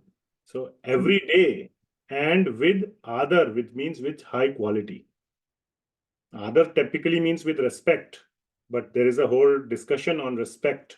How to do respect means with high quality. So consistently consistently and with high quality. Okay. So one must do japa. Then vigyaptihi, or offering nice self-composition, words or sentiments. So just, saying something genuinely from your heart. Okay, when you're standing in front of the deity, and this happens when you're going through some trouble, loved one has a serious operation or is in some, trouble or something like that, then you don't sing a whole bhajan composed by some acharya. Then you say in your own language, in just 1 or 2 or 3 sentences, you speak to the Lord, isn't it? So that is coming genuinely from the heart. Then stava path. Stava path means the compositions, the stavas, the Gita are more like a poetry, which are more like a song. Stava is more like a prose kind of thing, or it could be in a poetic meter and all that, but there's a subtle difference. I'm not a scholar in all these areas, but there is subtle difference. And these are the stavas. So stava path. So like, for example, the prayers of Lord Brahma in the 10th canto, 14th chapter, after he did the Brahma Vimohan Leela, beautiful prayers to be kind of memorized. Every verse is a gem. So that falls in this category, as I understand. And then there are so many Gita also in Bhagavatam, like Bhramar Geet, Venu Geet. In the 10th canto itself, there are some Geet. So they are qualified as Gita. Then there are some Stavas. There is some subtle difference. I may get it wrong, but the point is to memorize them, or even if you don't memorize, read it in front of the Lord for your own benefit, with feeling, with bhava. Okay. Then taste and smell. So we'll move fast. Naivedya aswadaha. Naivedya means food items that have been offered to the Lord. Naivedyam. So aswada means to eat it, eat prasad, to offer, to taste or to honor prasad, honor. And then padya aswadaha. Padya means water from the feet, which is called charnamrit. So those are the two related to taste. So eating and drinking the food that has been offered to the Lord and the water from the Lord's feet, charnamrit. Dhupa malyadi saurabhyam. So dhupa and malya means the flower mala that has been offered. The mala, you smell the mala, the dhoop which has been offered, you smell, the fragrance comes to you. So you smell the incense or the flowers mala that has been offered to the Lord. Then comes touch and sight. Śrī Murtihi Sprishti. So sprishta means to touch. Touching the murti. So you don't go and hug the murti, okay? Don't do that. Touch the feet of the murti. Put your head to the feet of the murti if possible. Now, it doesn't mean also in some temples you cannot reach the altar. Okay, so don't do that. But when possible, or when you can see, now sometimes the feet come to you. In our Portland temple, like sometimes the pujari has that what is known as the feet, the shattari, which has the imprint of the Lord's feet. And he comes and, he can touch it to everybody's head. It happens on every Sunday in our Portland temple. I'm sure same thing happens in many other temples. So touching the feet of the deities of the Lord. Darshanam, seeing the deity. Again, not just seeing, okay, checkbox, done, see.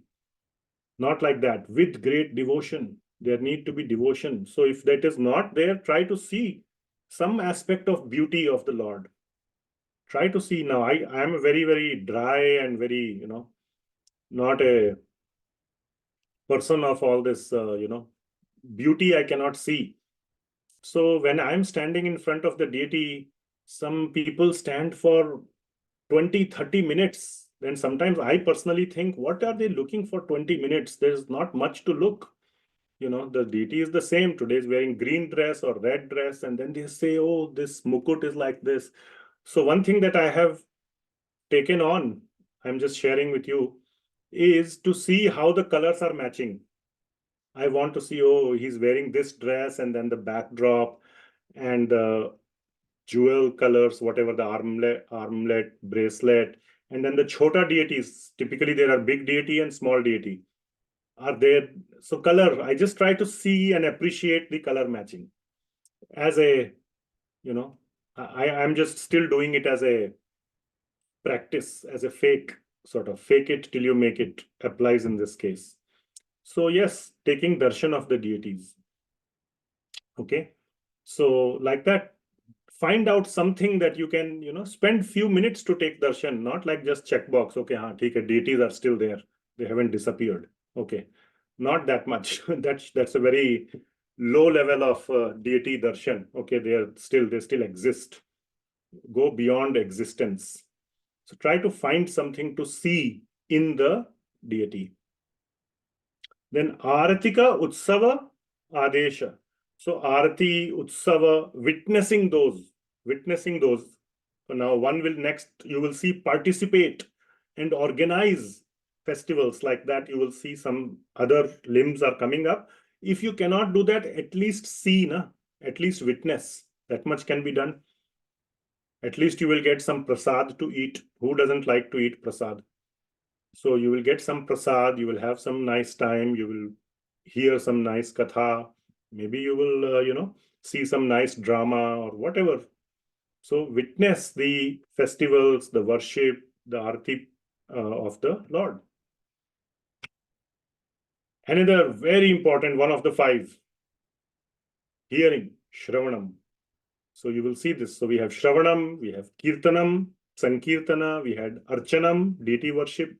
So this is one of the important 5, Shravanam. So what to hear? Bhagavat Shravan. Hearing Bhagavatam is the most important thing that you can hear. Okay, and others also, and others literatures that are in line with Bhagavatam. So hearing about the name, form, qualities, pastimes, naam, roop, guna, charit of the Lord. So Shravanam. Okay, then mind. So there are 9 items related to mind. So tat kripe kshanam. So expecting and accepting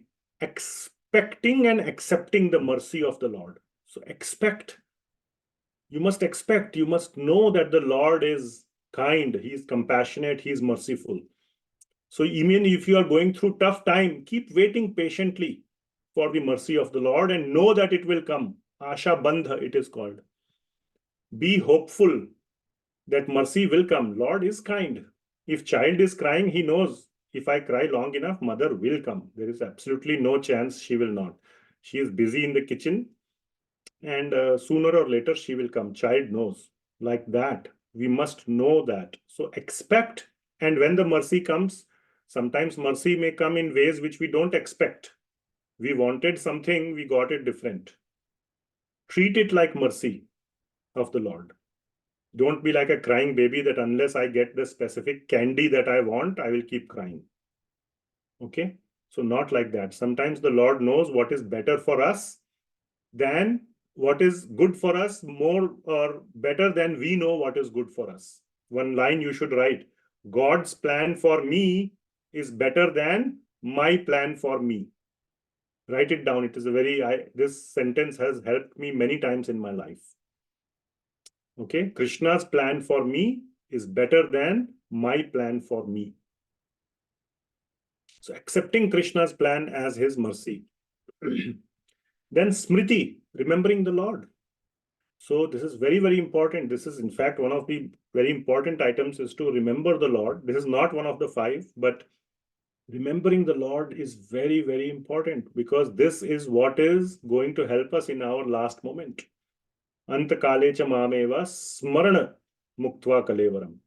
So we have to remember the Lord. You cannot see. Eyes will have failed by then. Everything will have failed. The only thing that will keep going until the last minute is the mind. So make the mind the home of the Lord. Then you can remember, even at the last minute or even in troubled situations. Then dhyana, meditating on the Lord, and especially using a mantra. We were discussing this yesterday in Bhagavatam class, using mantra murti. doing dhyan on the Lord. Dhimahi. The first verse itself of Bhagavatam says Dhimahi. So meditate on the Lord using a mantra. And again, this is where the topic of Diksha comes. As soon as possible, get Diksha. First Diksha, second Diksha. We were discussing yesterday, this whole concept of first and second technically doesn't exist in Shastra. As far as I understand, Srila Bhakti-siddhanta Maharaj started this process. But the second Diksha is when the Diksha fully completes. I have written a document by permission of my Guru Maharaj on the difference between first and second Diksha and all that. So if anybody wants, I can share that document with all of you. So, you know, a whole analysis on first and second Diksha. But getting Diksha is very important. And one of the things that you get as part of the second Diksha is mantra. And you must meditate seriously on that mantra. And it has some very, very powerful and eye-opening effects. I have written about those in that document. So you can read it if you would like. Send me a message if you would like that. Then dasyam, acting as the, not acting like a fake, but like, you know, taking on the role of the dasya, servant of the Lord. Then sakhya, thinking of one as the Lord's friend. Then atma nivedanam, means offering oneself to the Lord, completely like offering, you know, I am in your hands. Do whatever you want with me, you know, like that. Completely offering oneself to the, putting yourself at the mercy of the Lord. Like Bali Maharaj, okay, I am offering myself.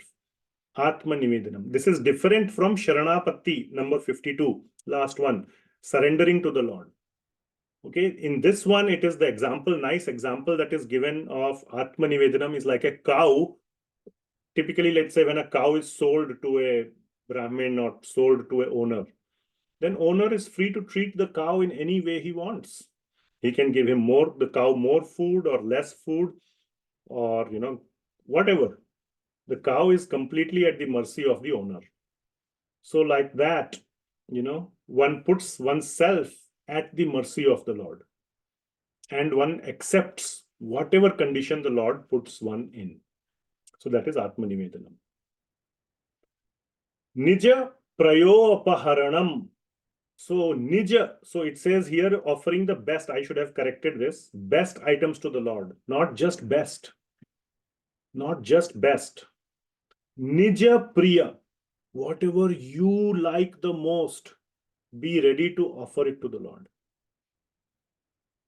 Okay, if you like something very much, give it, be ready to give it to some. When you like, again, the story that one I remember is that O. Henry story of called Gift of the Magi. Very touching story. And, you know, for the other person, you know, there's a couple, he likes his watch very much. So he sells his watch to buy hair clips for his wife.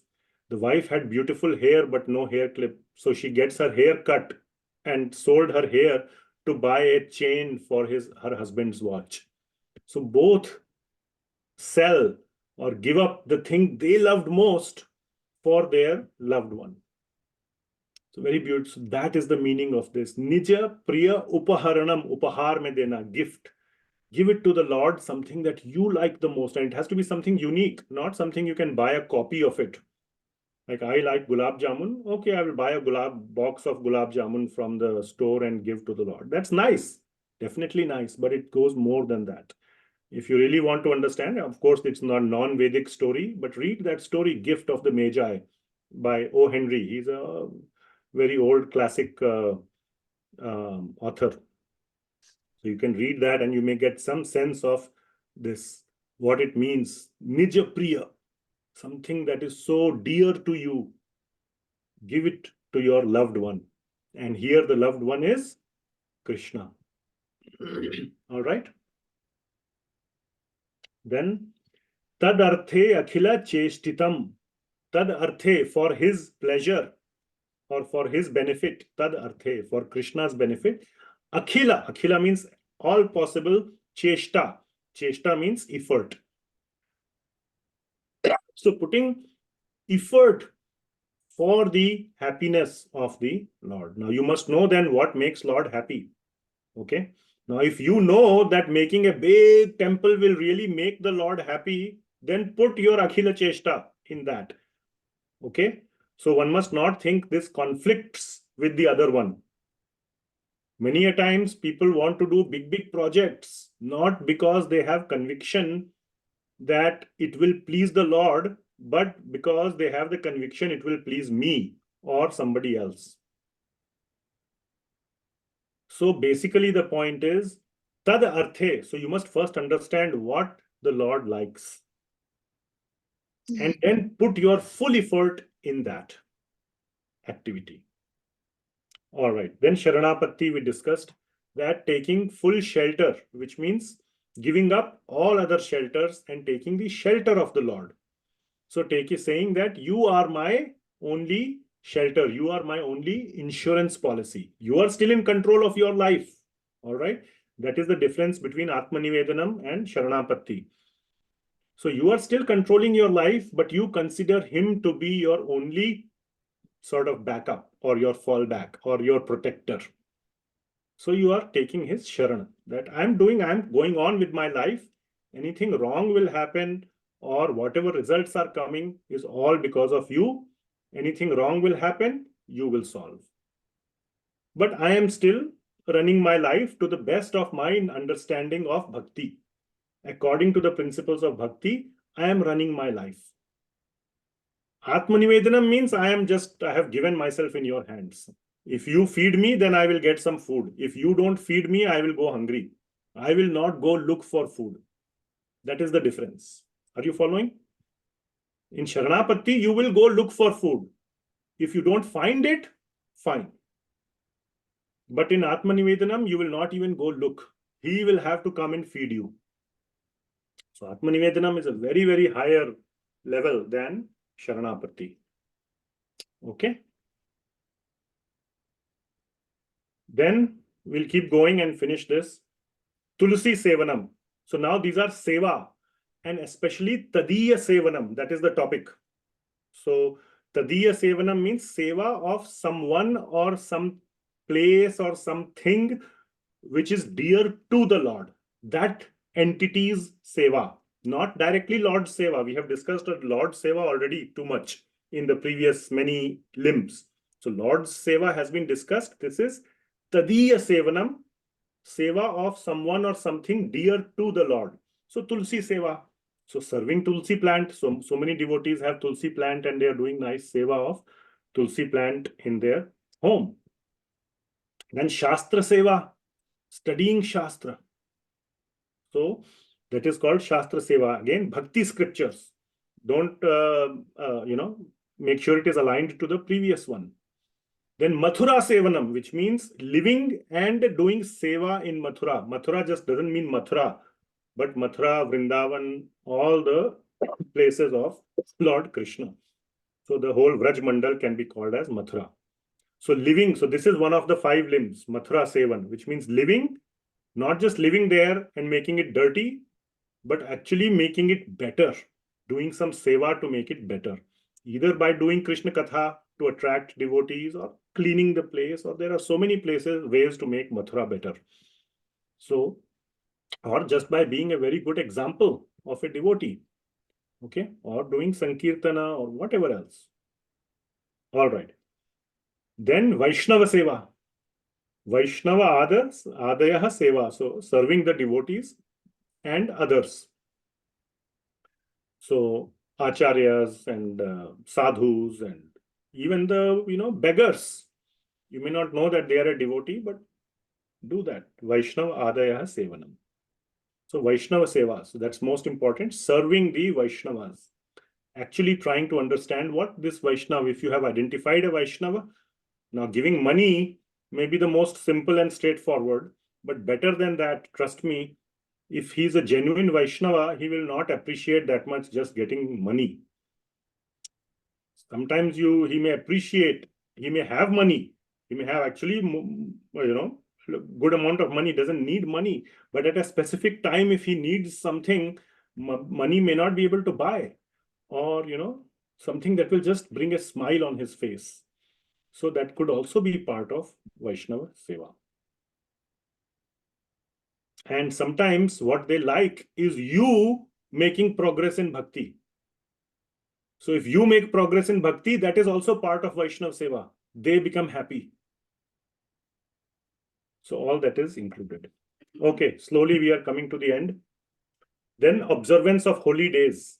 Okay, so holding festivals according to one's means. So again, now previous one was witnessing the festivals. This is about organizing the festivals. Then Urjadaro, observing Kartik Vrata. And then Visheshena Yatra Janma Dinadishu. So doing these various festivals, organizing the festivals like the birthdays of the Lord, like, Gaur Purnima, Narsingha Chaturdashi, Janmashtami, etc., etc. Appearance days of the Lords and of the Acharyas, of the devotees as well. Okay, last 5, the most important 5 limbs of all. So these are the most important. So the first one is, so please pay attention, it's not just deity worship. One may think, oh, first one is deity worship. Okay, Murti Sevana. There are more adjectives added to it. Shraddha, Visheshataha, Pritihi, Śrī Bhakti-rasāmṛta-sindhuḥ Sevana. So 2 words with Shraddha and with Priti. You have to do Murti Sevana. Murti Angri Sevana. Okay. So with Shraddha, with faith and affection. Shraddha and Priti.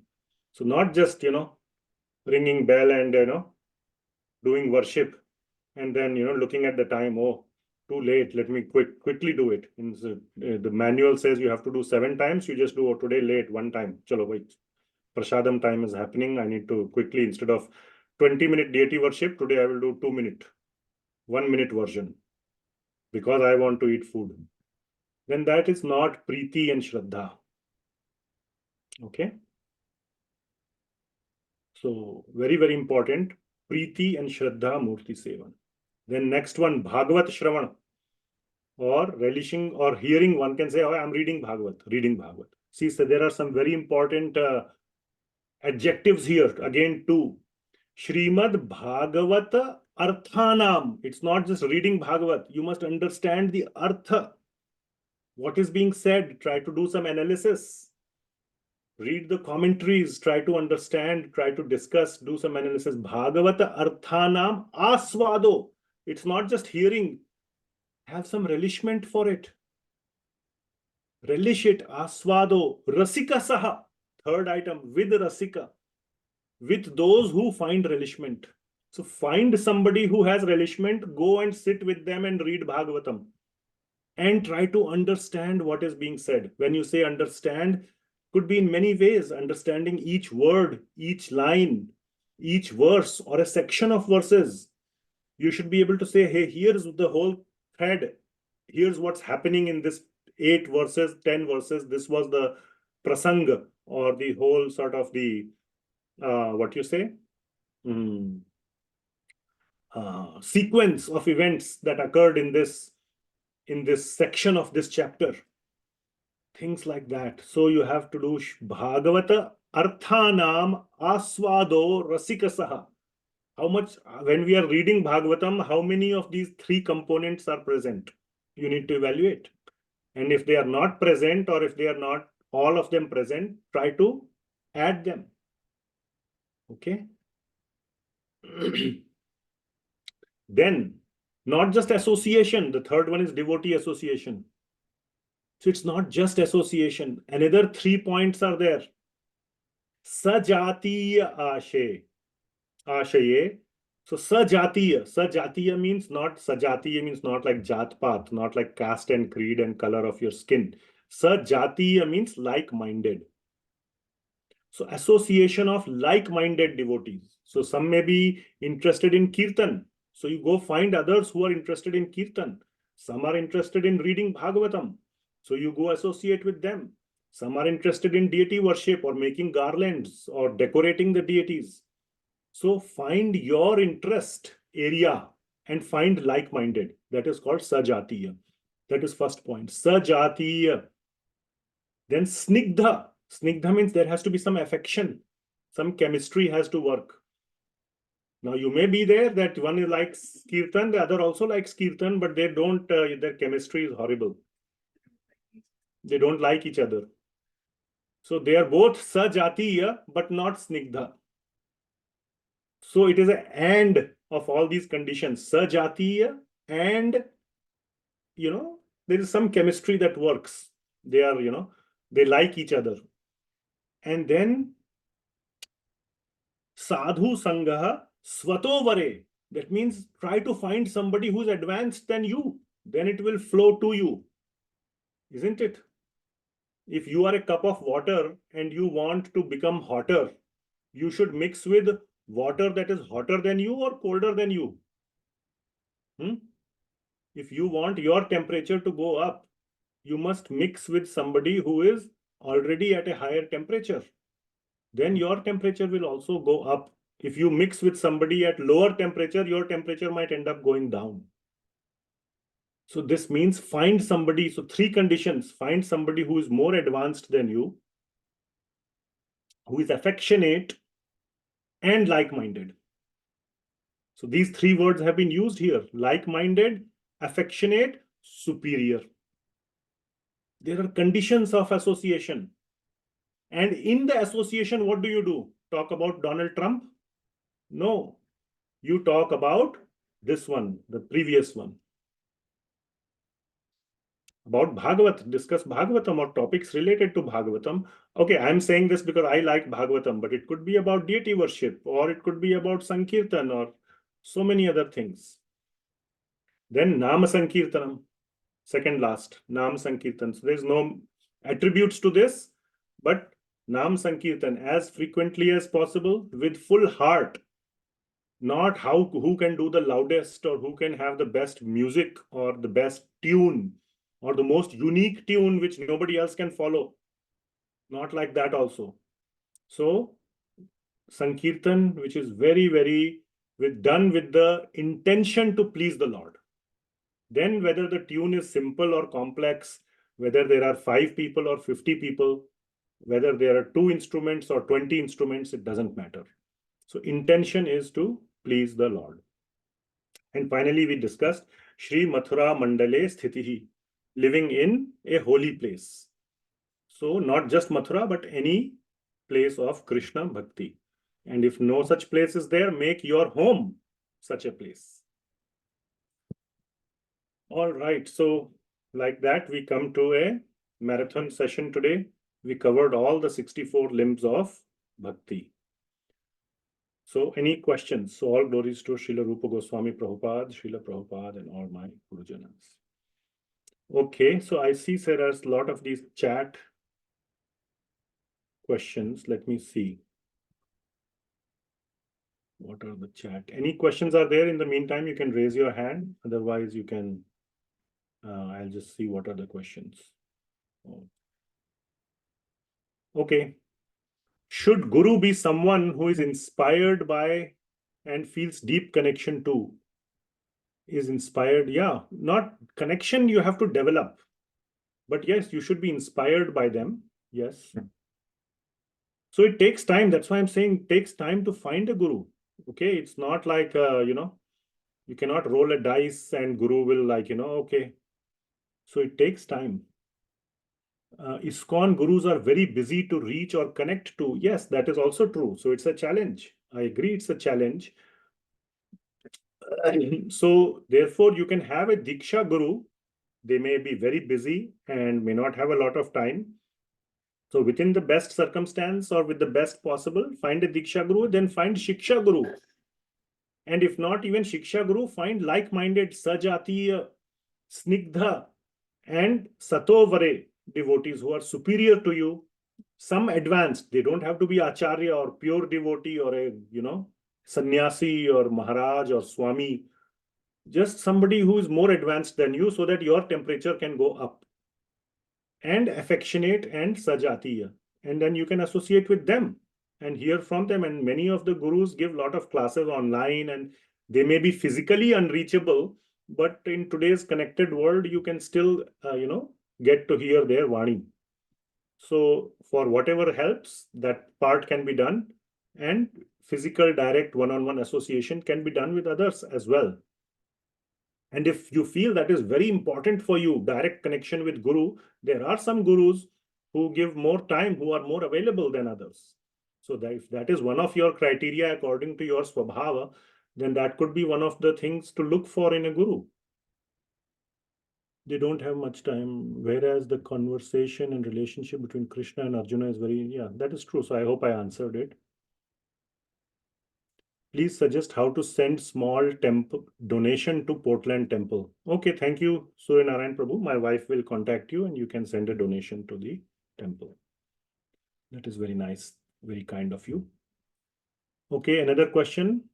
I always had this issue. Vaishnava symbols may not be acceptable, for example, in a traditional Smartha family where holy ash is used for spiritual marking of the body. It is very unusual to sometimes wear one marking, sometimes another. And not following old traditions will be negative thing, as it gives example that one is a modern rebel. Yeah, so I think basically what you're saying, it's not like you yourself are in two minds that I want to wear one symbol versus another. I think what is meant here is based on some family pressure or some, not pressure, but just to keep the family happy or not create disturbance. You are, maybe forced to wear certain type of tilak with certain things. So yes, go ahead and do that. And when you are alone or not with the family, or that situation is not there, then you wear the Vaishnava tilak. So don't create disturbance in the family. And when wearing some other tilak, in your mind, you consider it as a form of the tilak for the Lord. So that's what I would say. Okay. Today, we are always surrounded by materialism, and those not interested in Krishna or spirituality as much, or has just become accepted principle to not discuss deep spiritual topics in modern workplaces. Rather than running away, I think it offers exciting opportunity to use our swabhava to make Krishna appear in novel ways in modern settings, in a way people would appreciate from their natures. So are you saying that you can use those opportunities to kind of preach to people or to share Krishna consciousness with them? Yes, that is a possibility. Again, as I have always said, before you begin to share it with others, you have to be strong. You shouldn't end up getting their association. It's, if you are planning to give association, make sure you give association.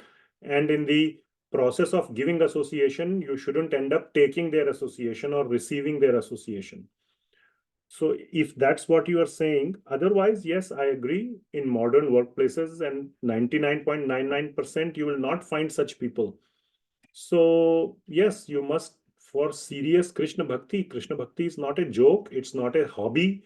It's not a side business. It's a damn serious business of your whole life. It's more serious than if you were an entrepreneur and running your own company, trying to make it work.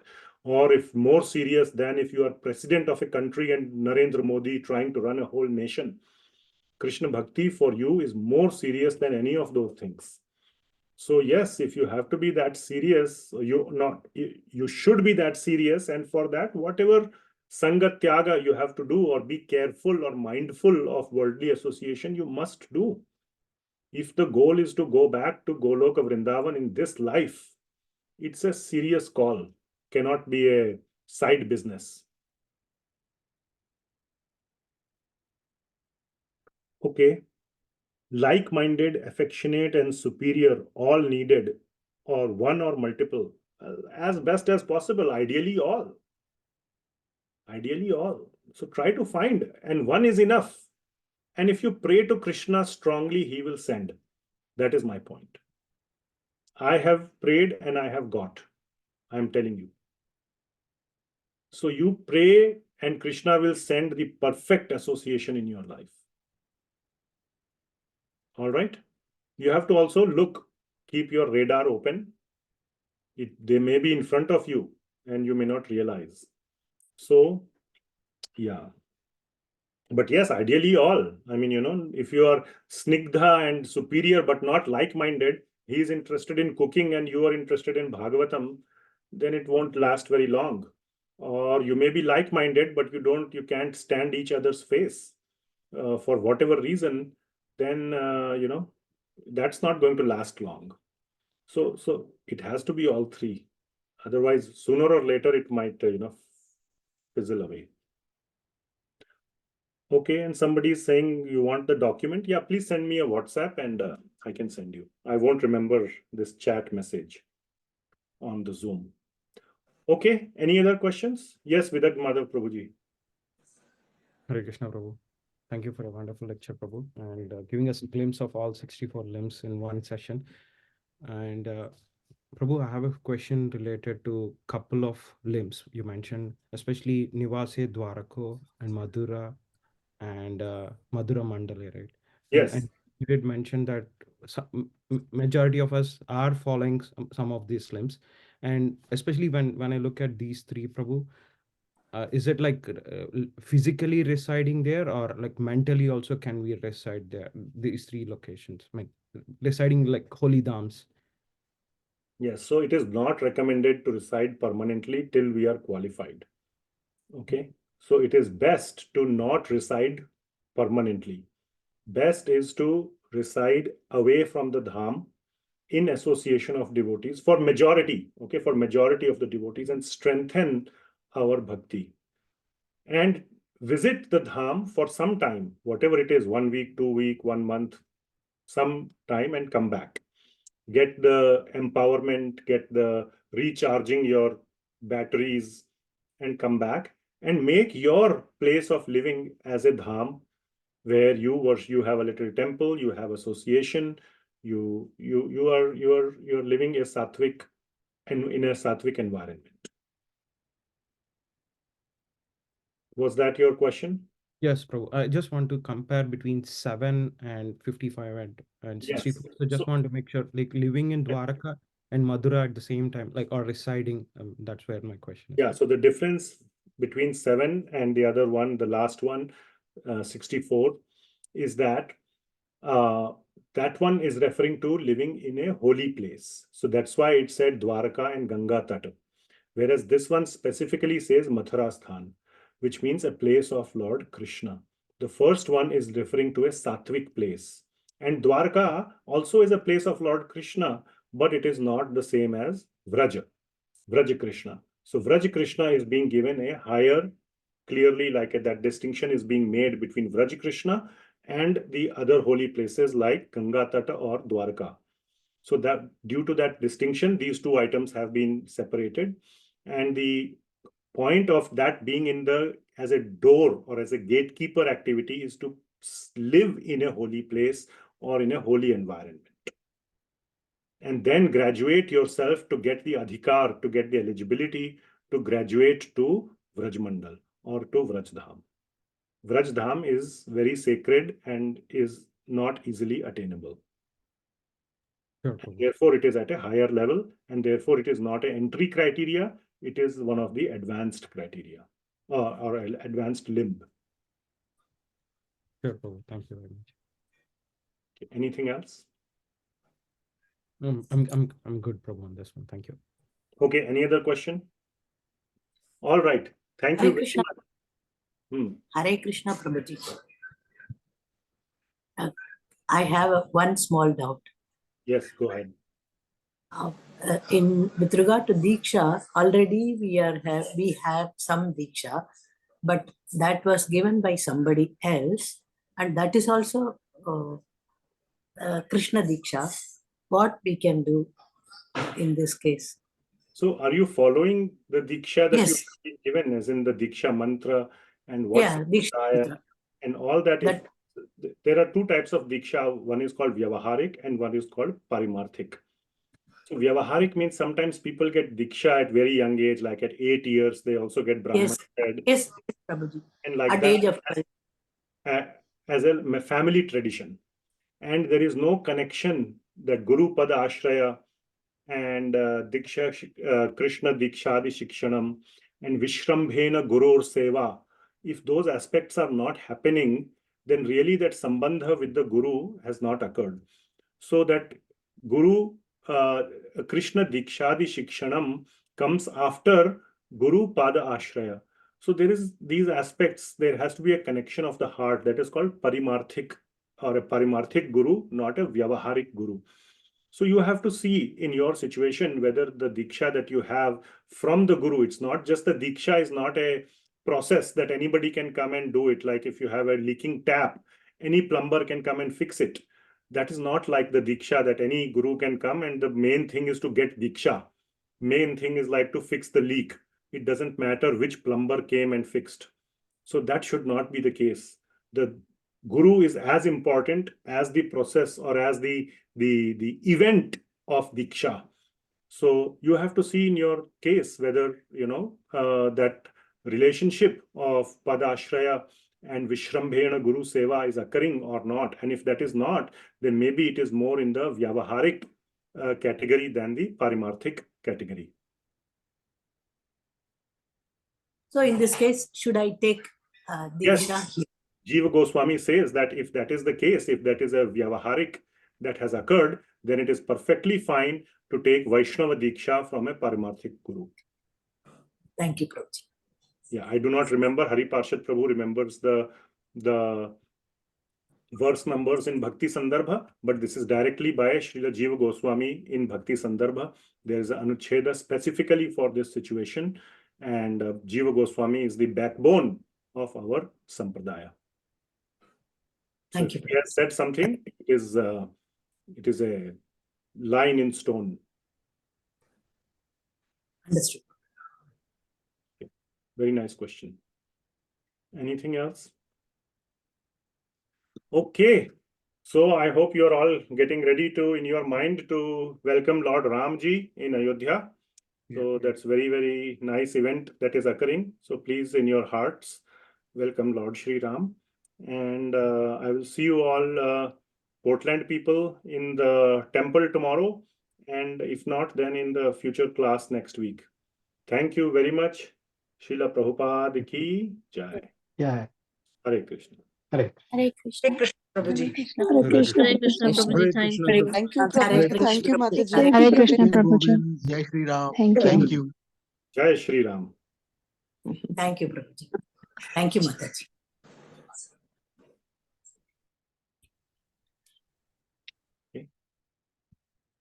All right. I will close the call.